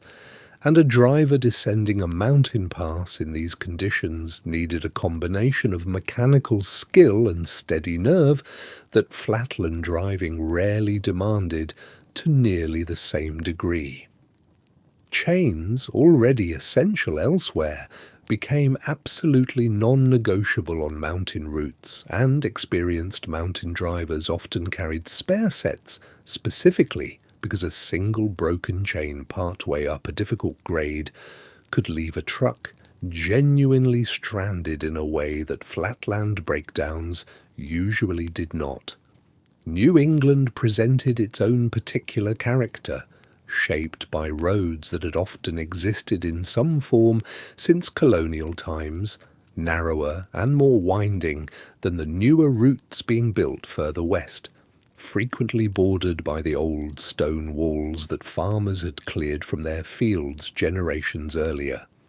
These older roads offered a strange mixture of advantages and disadvantages in winter. Their narrowness and the surrounding stone walls and tree lines provided somewhat more shelter from open wind than the exposed plains routes, but the same narrowness left far less room for error and far less margin when snow accumulated along the edges, effectively narrowing an already tight road even further. Hills throughout this region tended to be shorter and steeper than the long mountain grades further west, but no less capable of stranding a truck that lost traction at the wrong moment, and the dense pattern of small towns throughout much of New England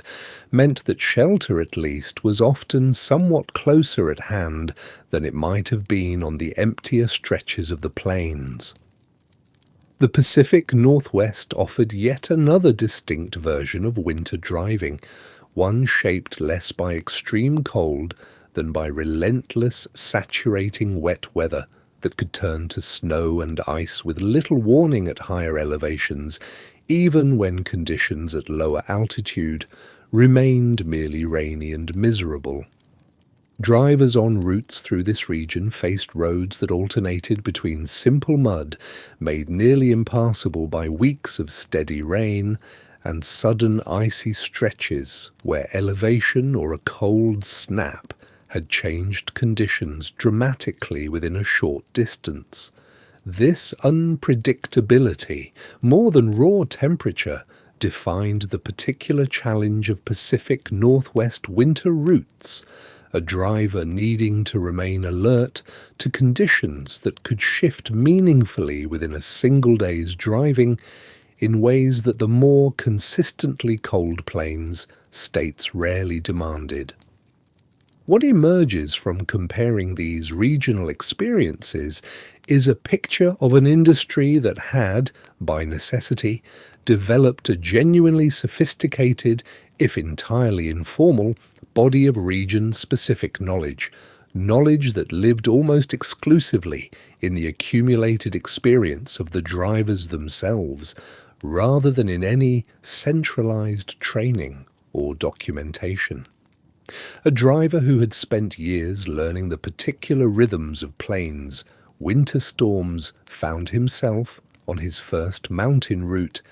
essentially starting over, relying on the generosity of more experienced mountain drivers to teach him, informally and often through hard-won example, exactly what this new terrain demanded of him. This regional specialization, built entirely through lived experience passed between drivers, represents one more quiet dimension of the resourcefulness that carried this generation through winters that modern trucking, with its standardized equipment and detailed weather forecasting, rarely asks its drivers to face in nearly the same raw, improvised way. We turn now to a part of this story that receives far less attention than the mechanics of the road itself, the families these drivers left behind for days or weeks at a stretch throughout the winter season, and the particular kind of quiet endurance that fell to the people waiting at home. A long-haul trucking career in this period meant genuine, extended absence, in a way that is worth pausing on, because it shaped the emotional texture of the job just as much as the cold shaped its physical demands. A driver hauling freight across several states in winter conditions might be gone from home for a week, 2 weeks, sometimes considerably longer, with no reliable way to communicate his progress or his safety to a wife or family waiting behind him. Telephones existed by this period, but long-distance calls remained expensive and were far from universally available, particularly in the smaller towns and rural areas where many of these drivers' families lived. A letter, mailed from whatever town a driver happened to be passing through, might take days to reach home, and by the time it arrived, the driver himself could easily be hundreds of miles further along his route, his actual circumstances having changed entirely from whatever he had described in that letter. This created a particular kind of quiet anxiety that fell disproportionately on the families of these drivers, especially through the winter months when everyone, driver and family alike, understood exactly how dangerous the roads had become. A wife whose husband had been due home 3 days earlier had no reliable way to determine whether he was simply delayed by weather, as happened constantly and mostly harmlessly, or whether something more serious had occurred somewhere along his route. News, when it did travel, often arrived through exactly the same informal networks we discussed earlier, A fellow driver passing through a man's hometown might stop by specifically to relay word that he had seen the family's husband safe and healthy several towns back. A small kindness that meant a great deal to families living with this particular, sustained uncertainty for months at a time every winter. Children in trucking families of this era often grew up with a somewhat unusual relationship to their father's work, absences stretching across days or weeks becoming simply the accepted rhythm of family life, punctuated by returns that were genuinely celebrated precisely because they were never entirely guaranteed in advance. Letters that did successfully reach home were treasured accordingly, read aloud sometimes to the whole family, kept afterward as a kind of reassurance during the stretches when no further word arrived. Some drivers developed the habit of writing brief notes even when they knew delivery would likely be delayed or uncertain, less because the letter would arrive quickly and more because the act of writing itself, describing the day's road conditions or a kindness received at some farmhouse along the way, offered a small connection back to the family waiting at home, even across the genuine physical and communicative distance the job demanded. This dimension of the story rarely appears in the trade publications and company records that survive most completely from this period, which tend, understandably, to focus on the mechanics of the industry itself rather than its emotional cost. But the letters and diaries that do survive from drivers and their families make clear that this waiting, this sustained uncertainty carried quietly by people who were never behind the wheel themselves, represents just as real a part of this history as the frozen radiators and improvised sleeping arrangements we have spent so much of tonight exploring. Let us turn now to the trucks themselves and to the slow, uneven mechanical improvements that gradually reshaped this experience across the course of the decade, even before the sleeper cab arrived to change things more fundamentally. The trucks a driver operated at the start of the 1920s and the trucks a driver might operate by the decade's end were, in many respects, meaningfully different machines, even though the fundamental challenge of winter driving remained largely unchanged throughout. Early in the decade, headlights on many trucks were dim by any later standard, powered by systems that struggled to produce reliable illumination, particularly as an engine idled or ran at lower speeds during difficult, slow-going winter conditions. A driver navigating a snow-obscured road after dark in 1921 often had genuinely limited visibility even with headlights fully operational, relying as much on memorized landmarks and general road sense as on what he could actually see ahead of him. By later in the decade, improvements in electrical systems and headlight design had noticeably brightened this picture, though full modern reliability remained years away still. Windshield wipers followed a similarly uneven path of improvement. Early wipers, where trucks had them at all, were often hand-operated, requiring a driver to physically work a lever to clear snow or rain from the glass, an added task that competed directly with the already considerable demands of simply keeping the truck moving safely. Vacuum-powered wipers drawing suction from the engine began appearing more widely as the decade progressed, freeing a driver's hands for the wheel itself, though these early vacuum systems had their own well-known flaw, tending to slow or stop entirely exactly when an engine was working hardest, which was, inconveniently, precisely the moment a driver climbing a difficult grade in heavy snow needed clear visibility most. Tyres themselves saw gradual but meaningful improvement throughout this period as well. Early in the decade, solid rubber tyres remained common on many trucks, offering durability but a punishingly rough ride, and relatively poor traction on ice and packed snow compared to what would follow. Pneumatic, air-filled tyres gradually became more standard as the decade progressed, offering better grip and a considerably less bone-jarring ride. A genuine improvement for drivers who spent hours at a stretch absorbing every rut and frozen furrow through a solid tyre and a stiff suspension. Tyre chains, as we have discussed throughout tonight's journey, remained essential regardless of which tyre technology a truck used, but the underlying tyre itself mattered enormously for how a driver's whole body felt after a long day's driving. Solid tyres transmitting far more of the road's punishment directly into a driver's spine and joints than the newer pneumatic versions did.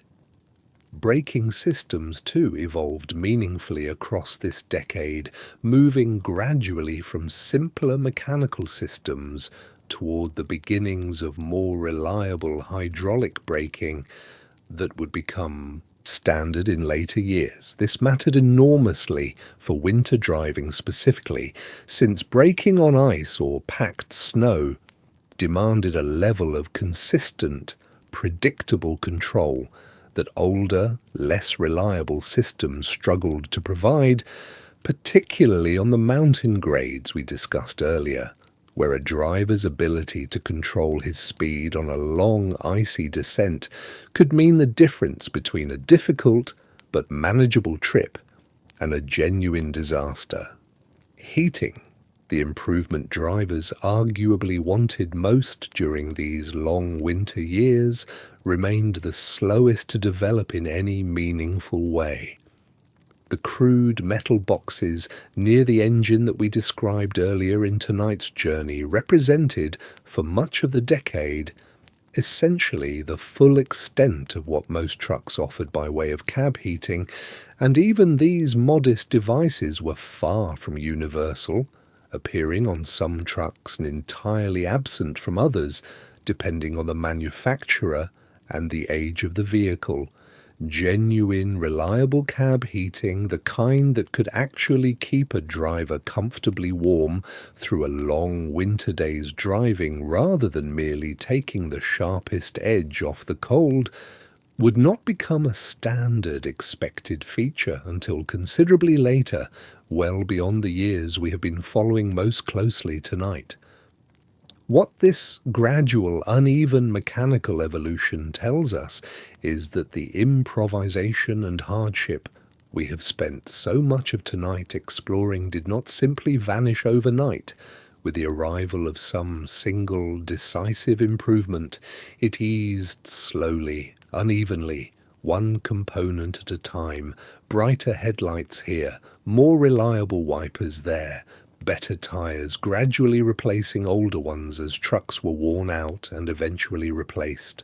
A driver working through the entire decade would have experienced this change not as a dramatic turning point, but as a slow, cumulative easing of certain specific hardships, even while other hardships, most notably the absence of real heating and the absence of any dedicated sleeping arrangement, persisted stubbornly for years longer still. Let us turn now to something less mechanical and considerably warmer in spirit, the culture and camaraderie that grew up among these drivers themselves, because survival in this era was never purely a matter of equipment and technique. It also depended on a genuine, if informal, sense of shared identity that gradually developed among the men doing this particular difficult work. Truck drivers in the 1920s did not yet think of themselves in any organized or widely recognized sense as members of a distinct profession the way later generations of truckers would, complete with their own associations, publications, and widely recognized cultural identity. But the beginnings of exactly that kind of shared identity were clearly taking shape during this period, visible in the small, informal ways drivers recognized and treated one another differently from ordinary travelers on the same roads. A truck parked at the edge of a boarding house lot signaled something specific to any other passing driver, a fellow tradesman facing the same conditions, deserving of a nod, a wave, or a few shared words about the road ahead in a way that an ordinary automobile parked in the same spot simply did not carry the same meaning. Certain phrases and bits of informal slang began circulating among these drivers, developed organically through shared experience rather than handed down from any official source. A particular way of describing a bad stretch of road, a specific term for the kind of deep, stubborn snowdrift that had claimed more than one truck, small verbal shorthand that let one driver communicate quickly and precisely with another, who shared the same hard-won frame of reference. Much of this early trucking vocabulary has been lost to us now, preserved only fragmentarily in the letters and occasional trade publications that survive, but its existence tells us something important, that these drivers understood themselves at some level as belonging to a distinct and recognizable group, even before that group had any formal organization to give it official shape. Taverns and the common rooms of boarding houses, wherever they existed along heavily travelled routes, sometimes became informal gathering points, where several drivers, stopped for the night by the same storm, might spend an evening together, rather than retreating separately to their individual rooms. These gatherings offered something genuinely valuable beyond mere practical information sharing.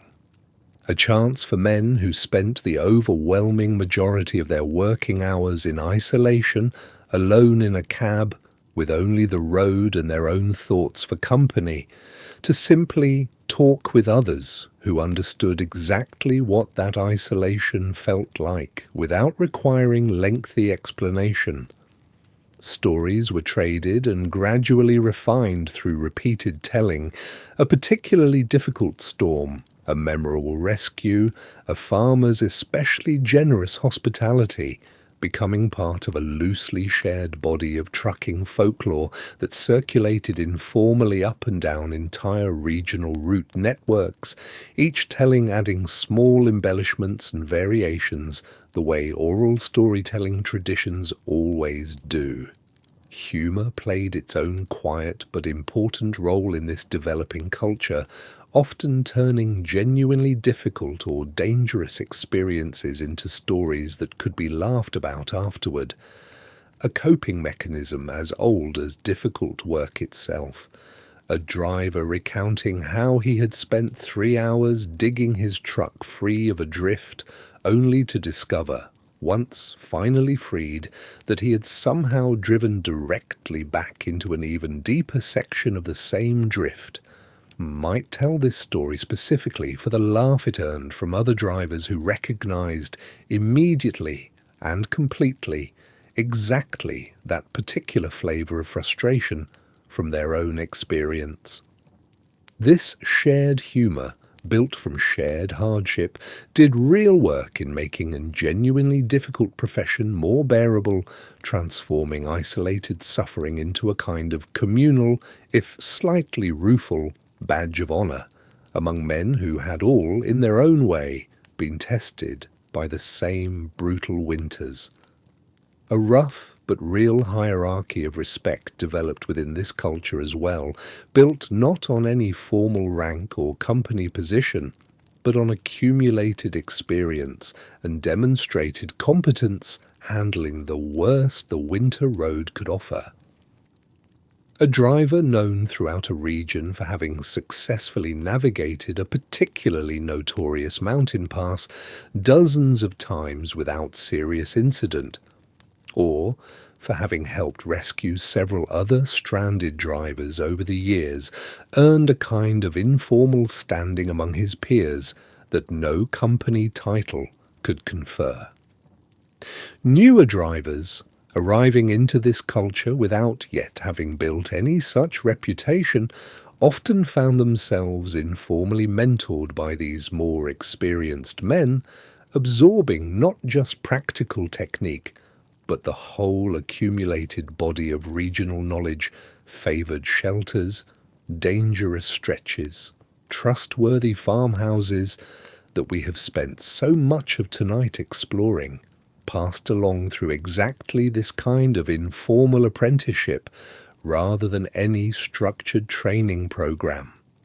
This developing culture, built from isolation, shared hardship, informal storytelling, and hard-won mutual respect, represents one of the more human dimensions of a story that can otherwise seem, on the surface, to be primarily about equipment, roads, and weather. The men driving these routes through the winters of the 1920s were building, without quite realizing it, the earliest foundations of a genuine trucking culture and identity, one that would eventually grow into the much larger, more organized professional community that long-haul trucking represents today, complete with its own associations, its own recognized traditions, and its own enduring sense of shared identity among the people who choose this particular, demanding way of making a living. We turn now, before this section of our journey draws to a close, to one final piece of this story, a look at how the industry as a whole, rather than only individual drivers, responded when a truly severe winter storm swept across a wide stretch of the country, testing every single element of the resourcefulness we have spent tonight exploring all at once. The upper Midwest and northern plains experienced several genuinely severe winters across the 1920s, storms significant enough to be remembered afterward, not as ordinary bad weather, but as events discussed for years by the people who lived through them, marked by unusually low temperatures, exceptionally heavy snowfall, or the particularly dangerous combination of both arriving together within a short span of days. A storm of this magnitude did not simply inconvenience individual drivers one at a time the way an ordinary winter squall might. It effectively paralyzed entire sections of the regional transportation network simultaneously, stranding dozens or even hundreds of trucks across a wide area within the same brief window, overwhelming whatever informal support systems existed and forcing communities, drivers, and companies alike to respond collectively in ways that ordinary winter driving rarely demanded. In a storm of this severity, the individual resourcefulness we have spent so much of tonight describing remained essential, but it was joined by something larger, a kind of emergent, informal coordination that arose specifically because so many people were facing the identical crisis at the exact same moment. Small towns along major routes sometimes found themselves suddenly hosting far more stranded travellers than their boarding houses and hotels could comfortably accommodate. And communities responded, in the accounts that survive from these events, with a kind of practical improvisation that mirrored, at a larger scale, exactly the same resourcefulness individual drivers relied on every ordinary winter night. Churches, Schoolhouses and other public buildings sometimes opened their doors to overflow travellers when regular lodging filled beyond capacity. Floors covered with borrowed blankets, stoves kept burning through the night by volunteers taking turns tending them, strangers sharing space and warmth simply because the scale of the storm had made ordinary arrangements insufficient. Farmers along affected routes, already accustomed to occasionally sheltering individual stranded drivers, as we discussed earlier, sometimes found themselves hosting considerably larger numbers during these major storm events. Several trucks' worth of drivers crowded into a single farmhouse or barn that ordinarily might have sheltered only one or two travellers on a typical bad night. Accounts from these periods describe genuine strain on rural households suddenly responsible for feeding and warming far more people than usual, met, more often than not, by exactly the same rural hospitality tradition we have discussed throughout tonight's journey, extended now to a considerably larger and more urgent scale than an ordinary winter evening required. Rescue efforts during these major storms, where they occurred, relied heavily on exactly the kind of informal, community-based response that characterized so much of this entire era. Since no dedicated emergency service existed specifically to search for and assist stranded truckers in the way modern highway patrol and emergency response systems do today. Local farmers with horse teams, sometimes the only reliable means of moving through snow too deep for any truck to manage, occasionally organized informal search efforts to locate drivers who had failed to reach an expected destination, working outward from known dangerous stretches of road, exactly the kind of locally understood hazard points we discussed earlier in tonight's journey, on the reasonable assumption that a missing driver had most likely become stranded at one of these already well-known, difficult locations. News of these major storms travelled slowly by later standards, relayed through telegraph where available, through newspapers that might not publish a full account for a day or more after the worst of the storm had passed, and through the same informal driver-to-driver network we have discussed throughout tonight, drivers who had made it through relatively unscathed, carrying word of the storm's severity to towns further along their routes, warning other drivers not yet caught up in the worst of it. This patchwork, informal communication system, inadequate as it might seem by modern standards, nonetheless managed, across the many severe storms this decade produced, to save a meaningful number of lives simply through the accumulated, decentralized vigilance of a great many ordinary people looking out for strangers facing exactly the same danger they themselves understood intimately. In the aftermath of these major storms, trucking companies and the drivers themselves absorbed hard lessons that gradually, unevenly, fed back into the informal body of practical knowledge we discussed earlier. A particular stretch of road that had claimed several stranded trucks during a specific severe storm became, from that point forward, an even more firmly established point of caution within the informal knowledge network, its reputation reinforced by direct, memorable experience rather than mere rumour. Companies operating in regions prone to these severe storms sometimes adjusted their scheduling practices, afterward, however informally, building in more generous margins for winter runs through areas with known histories of major storm events, an early, tentative form of the kind of risk management that would eventually become far more systematic and data-driven in later decades of the industry's development. What these major storm events reveal, more clearly perhaps than any single ordinary winter night could, is the genuine fragility of the entire system these drivers operated within, and simultaneously the genuine strength of the informal human networks that had grown up specifically to compensate for that fragility. No official safety net existed to catch these drivers when conditions turned genuinely dangerous. What existed instead,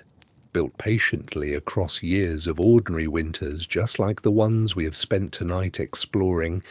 was a web of informal relationships, shared knowledge, and mutual obligation between drivers, farmers, boarding housekeepers, and small-town communities scattered across the routes these men travelled, a web strong enough, more often than not, to catch a driver in genuine trouble even without any formal structure standing behind it. This, perhaps more than any single technical detail about radiators or blankets or heated bricks, represents the deepest lesson of this entire chapter of American trucking history. An industry built almost entirely on improvisation, nonetheless managed, through the accumulated goodwill and hard-won practical wisdom of thousands of ordinary people, to carry an entire generation of drivers through winters that modern trucking, with all its accumulated safety improvements, would still consider genuinely severe. That achievement, quiet, uncelebrated, and almost entirely undocumented in any official record, deserves to be remembered alongside the more visible history of headlights, tire chains, and eventually sleeper cabs that we have spent tonight tracing together. As the 1920s gave way to the 1930s, the world these drivers had spent a full decade navigating began, slowly and unevenly, to change around them, shaped by forces considerably larger than any single storm or any single mechanical improvement we have discussed so far tonight. The stock market collapse of 1929 and the economic hardship that followed reshaped the trucking industry in ways that were, in some respects, contradictory. On one hand, the broader economic collapse meant reduced freight volumes for many companies, tighter margins, and less capital available for the kind of equipment improvements we discussed earlier: headlights, tires, brakes, and eventually sleeper compartments, all of which required money that a struggling economy made considerably harder to come by. On the other hand, this same economic pressure pushed the surviving trucking companies toward greater efficiency in ways that, somewhat unexpectedly, benefited the very drivers who had spent the previous decade enduring such difficult conditions. A company operating on thinner margins had every incentive to keep its drivers healthy, alert, and reliably on schedule, since the cost of a driver lost to frostbite, exhaustion, or a serious accident had become, in genuinely difficult economic times, harder to absorb than it might have been during the relatively more prosperous years earlier in the decade. Sleeper compartments, which had spread only unevenly and experimentally through the late 1920s, as we discussed earlier, began appearing more consistently across a wider range of trucks during these years, not out of any sudden generosity, but because the economic logic increasingly favoured keeping drivers rested and capable rather than exhausted and prone to costly mistakes. The federal government, too, began taking a more active role in regulating and supporting the nation's road network during this period, part of the broader response to the economic crisis. Public works programs of the early and middle 1930s funded significant road construction and improvement projects across the country, Work that gradually addressed some of the very conditions, unpaved surfaces, poor drainage, inadequate snow clearance, that had made winter trucking in the 1920s so genuinely hazardous. This improvement, like every other change we have traced throughout tonight's journey, arrived unevenly, reaching well-travelled major routes considerably faster than the more remote roads that some of our composite drivers had spent the previous decade navigating with nothing more than local knowledge and a well-placed shovel. The federal government, too, began taking a more active role in regulating and supporting the nation's road network during this period, part of the broader response to the economic crisis. Public works programs of the early and middle 1930s funded significant road construction and improvement projects across the country. Work that gradually addressed some of the very conditions, unpaved surfaces, poor drainage, inadequate snow clearance that had made winter trucking in the 1920s so genuinely hazardous. This improvement, like every other change we have traced throughout tonight's journey, arrived unevenly, reaching well-travelled major routes considerably faster than the more remote roads that some of our composite drivers had spent the previous decade navigating with nothing more than local knowledge and a well-placed shovel. Regulation, too, began arriving in a more organised form during these years, though slowly and often unevenly from state to state. A handful of states began experimenting with basic rules governing driver hours and rest periods, an early, tentative acknowledgement that fatigue itself represented a genuine safety hazard worth addressing through policy, rather than leaving entirely to an individual driver's own judgment, as had been the case throughout the entire period we have spent tonight exploring. These early regulations were modest by any later standard, inconsistently enforced, and varied considerably depending on which state a driver happened to be crossing, but they represented a genuine shift in how the industry as a whole understood its responsibility toward the men doing the actual driving. A shift that would have seemed almost unimaginable to a driver working through the entirely unregulated winters of the early 1920s. Insurance and liability considerations also began shaping company behaviour in new ways during this period, as the broader economic pressures of the Depression made companies considerably more attentive to any cost that could be avoided through better preparation. A driver lost to exposure or a serious accident represented not just a human tragedy, but a genuine financial liability, and companies increasingly found it made practical sense to invest in exactly the kind of equipment improvements, better tyres, more reliable brakes, eventually proper sleeper compartments that reduced the likelihood of exactly these costly incidents. This economic logic, cold as it might sound described so plainly, nonetheless produced genuinely warmer, safer working conditions for the drivers who benefited from it. An improvement that arrived in the end from company ledgers rather than from any sudden burst of institutional compassion. For the drivers who had spent the 1920s building the resourceful, informal culture we spent so much of tonight exploring, this slow institutional catching up must have arrived with a genuinely complicated mixture of relief and something almost like nostalgia. The particular skills that had defined their professional identity throughout the previous decade, an intimate, hard-won knowledge of which farmhouses could be relied upon, which stretches of road drifted shut first, how to nurse a failing radiator through one more freezing mile, remained useful, for years to come, but gradually became less essential as the surrounding infrastructure matured around them. A younger driver entering the profession in the mid-1930s inherited a meaningfully easier version of the job than the one his predecessors had faced barely a decade earlier. Better roads, more reliable equipment, and an increasing chance of a proper sleeper berth waiting behind his seat,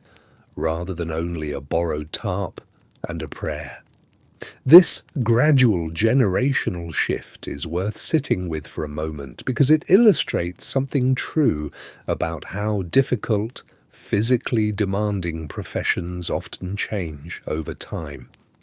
The pioneers of any industry, the men and women who work through a period before the surrounding systems have caught up to support them properly, rarely receive the full benefit of the improvements their own hardship helped make possible. The drivers, whose winters we have spent tonight following most closely, largely aged out of the most physically demanding years of long-haul trucking before the sleeper cab. The improved roads and the more reliable equipment fully matured into the standard experience of the profession. Their resourcefulness had, in its own quiet way, helped prove the case for exactly the improvements that would benefit the drivers who came after them far more directly than it ever benefited the pioneers themselves. Let us spend some time now considering what became of this particular generation and what legacy their decade of improvisation and endurance actually left behind for the much larger, much more organized trucking industry that would eventually grow from these difficult early roots. Many of the drivers who had spent the 1920s learning their trade through exactly the kind of hard, informal experience we have traced throughout tonight's journey continued driving well into the following decades, carrying their accumulated knowledge forward even as the conditions around them gradually improved. Some became the informal mentors for a new generation of drivers entering an industry that increasingly resembled something more organized and professional, passing along not just the practical survival techniques we discussed earlier, but also something less tangible, a particular attitude toward the work itself, a hard-earned respect for weather and distance that younger drivers, coming into a somewhat easier version of the profession, might otherwise have been slower to develop on their own. This mentorship often took the same informal shape that the original knowledge-sharing culture had always taken throughout the 1920s. An experienced driver riding alongside a newcomer for a stretch of road, pointing out exactly the kind of hazards we discussed earlier in tonight's journey, the bend that drifted shut first, the farmhouse worth remembering, the particular sound an engine made just before a radiator problem turned serious. Some of this older generation eventually moved into dispatching or management roles as trucking companies grew larger and more organized through the 1930s and beyond, carrying their first-hand understanding of winter conditions into decisions about scheduling and route planning that had, in the earlier decade, been left almost entirely to individual driver judgment. A dispatcher who had personally spent a decade digging trucks free of prairie snowdrifts, brought a kind of practical wisdom to scheduling decisions that no amount of paperwork training could have substituted for. Trade associations representing truckers and trucking companies began forming more formally during the 1930s, building, whether the people involved fully recognized it or not, on exactly the kind of informal knowledge-sharing culture that individual drivers had developed entirely on their own throughout the previous decade. What had once been passed driver to driver in a boarding house common room or shouted between two trucks, stopped side by side on an empty road, gradually became codified into published safety guidance, industry standards, and eventually formal training materials, an institutional inheritance built in a very real sense on the accumulated hard experience of exactly the drivers we have spent tonight following. The physical landscape of American trucking changed too, in ways that would have been difficult for our composite 1925 driver to fully imagine as he searched the darkening road for a farmhouse light. The informal, improvised truck stops we discussed earlier, a wood stove in the corner of a filling station, a simple bench for a few hours' rest, gradually evolved across the following decades into the far more elaborate, purpose-built truck stops that would eventually line major highways across the country, offering food, fuel, showers, and dedicated parking specifically designed around truckers' needs rather than adapted as the earlier tourist cabins and boarding houses had been from lodging originally intended for a more general travelling public. This evolution proceeded through recognizable stages that mirror, in their own way, the same gradual, uneven pattern we have traced throughout every other improvement discussed tonight.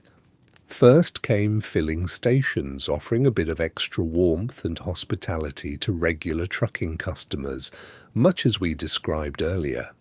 Later came dedicated truck stops, offering simple meals and basic overnight parking. Still fairly modest operations built by individual owners who had noticed over years of serving the same regular drivers exactly what those drivers actually needed. Eventually, well beyond the years we have followed most closely tonight, these evolved further still into the large, standardized truck stop chains that most people recognize today, offering everything from hot showers to dedicated lounges, a world of comfort and convenience that the drivers of the 1920s could scarcely have imagined as they searched dark roads for any light at all.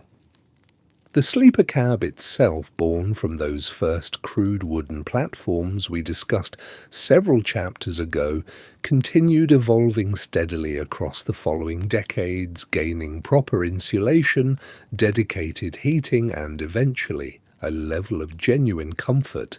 that would have seemed almost unimaginable to a driver curled in blankets on an open flatbed in the winter of 1925.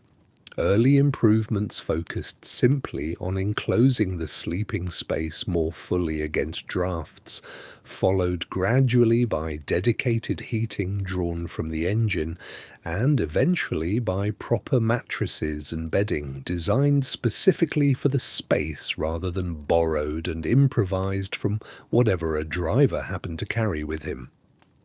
Modern sleeper cabs offer amenities that go well beyond simple shelter from the cold, proper mattresses, climate control, storage space, sometimes even small refrigerators or entertainment systems, representing the end point of a slow evolutionary process that began, as we traced earlier tonight, with nothing more than a resourceful driver and a bit of scrap lumber salvaged for a homemade platform behind his seat. It is worth pausing before we bring tonight's journey toward its close to consider what exactly this particular history teaches us, beyond the simple, satisfying arc of hardship, gradually giving way to comfort. The story of 1920s truck drivers surviving winter without sleeper cabs is not merely a story about primitive equipment eventually being replaced by better equipment, though that transformation is certainly part of what we have traced together tonight. It is, more fundamentally, a story about how ordinary people respond when the systems meant to support them have not yet caught up to the demands being placed on them, how resourcefulness, community, and hard-won practical knowledge can fill genuine gaps that no formal structure has yet been built to address. Consider for a moment how many separate threads we have followed across tonight's journey, each one distinct and yet each one ultimately connected to this same central theme. The physical layering of wool and heated bricks against genuine cold, the nightly search for shelter across cabins, boarding houses and farmhouses, the slow, improvised invention of the earliest sleeper berths, the informal network of shared knowledge about dangerous roads and reliable help, the particular toll this life took on families waiting at home, sustained by nothing more than occasional letters and second-hand word passed along the same informal channels, the gradual mechanical improvements that eased certain hardships while others stubbornly persisted, the camaraderie and culture that grew up among drivers who understood, better than anyone else could, exactly what the others were enduring, and finally, the way an entire community, farmers and boarding house keepers and fellow drivers alike, mobilized informally when a truly severe storm tested every element of this system at once. Each of these threads, taken alone, might seem like a fairly narrow, specific piece of trucking history. Taken together, though, they describe something considerably larger, a genuine portrait of how a brand new industry, thrown into existence faster than the surrounding infrastructure could reasonably support it, managed nonetheless to function, to move freight reliably across an entire continent, through winters that modern trucking, with all its accumulated advantages, would still consider genuinely severe. This particular lesson extends well beyond the specific history of trucking itself. Every industry, every profession, every genuinely new kind of work carries somewhere in its early history a period much like the one we have spent tonight exploring, a stretch of years when the people actually doing the work know more through hard experience than any official guidance yet available to them, when survival depends less on institutional support and more on the accumulated, informally shared wisdom of people facing the same challenges together. The drivers whose winters we have followed tonight were, in this sense, pioneers in the truest meaning of that word, not because they set out deliberately to blaze any particular trail, but because the ordinary demands of their daily work required exactly the kind of resourceful, adaptive problem-solving that pioneers in any field eventually become known for. As we bring this particular journey toward its close tonight, it feels worth returning for a moment to the image we began with, a single truck moving slowly along a snow-covered road in the winter of 1925, its driver watching the darkening horizon for any sign of shelter. That driver and the thousands of others like him who spent their winters exactly this way throughout the 1920s never knew the comfortable, climate-controlled sleeper cabs that would eventually become standard for the drivers who followed them. They drove and slept and survived using nothing more than wool coats, heated bricks, borrowed blankets, and an extraordinary, quietly accumulated body of practical knowledge built entirely through shared hardship and mutual aid. Their winters were cold, their equipment was primitive, and their industry offered them almost none of the institutional support that modern trucking now takes largely for granted. And yet, night after night, storm after storm, they found their way to shelter, whether that meant a rented cabin, a stranger's kitchen stove, a barn full of warm livestock, or simply a truck cab wrapped in every blanket they owned.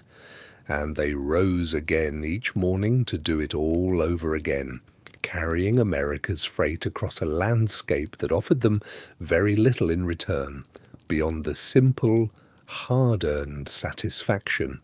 of having made it through one more difficult night.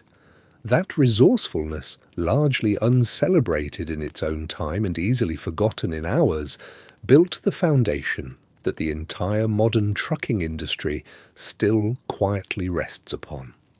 Every heated sleeper cab, every well-maintained highway, every dedicated truck stop offering a hot meal and a warm bed at 2 a.m. carries within it the accumulated, hard-won lessons of exactly the drivers whose winters we have spent tonight exploring together. So, before we let this particular journey finally close for the night, think back once more to the question we began with. Had you ever really considered how truck drivers slept before the sleeper cab existed, before the modern comforts we so easily take for granted had been invented at all? If not, you now carry with you a small, quiet piece of American history that most people never think to ask about, the story of a generation of drivers who improvised their way through winter after brutal winter, using nothing more than wool, wood, borrowed shelter, and each other. And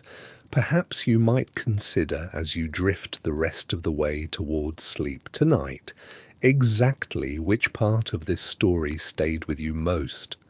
Was it the image of a single driver digging his own truck free from a snowdrift by hand, working alone in the dark simply to reach a farmhouse light glowing faintly through the storm? Was it the quiet, informal network of hospitality that farmers, boarding house keepers, and complete strangers extended toward one another, asking for nothing beyond simple gratitude in return? Or was it the slow, patient evolution from a crude wooden platform behind a driver's seat into the genuinely comfortable sleeper cabs that trucking now depends on entirely? If you found tonight's journey through this forgotten corner of American history relaxing or interesting, or simply the right kind of calm company for drifting off to sleep, you are welcome to like this video and subscribe to Bedtime Survivalist.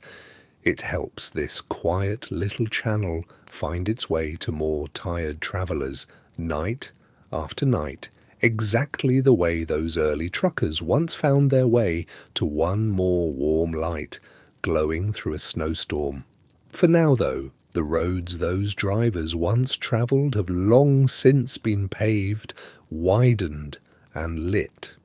And the trucks that cross them today carry heated cabs, proper beds, and comforts that would have seemed almost impossible to the men whose story we have spent tonight following.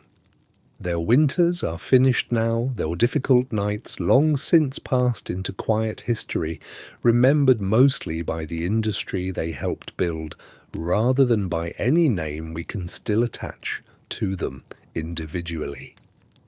Sleep well, fellow traveller, wrapped in whatever warmth surrounds you tonight, and think, if only for a moment as you finally drift off,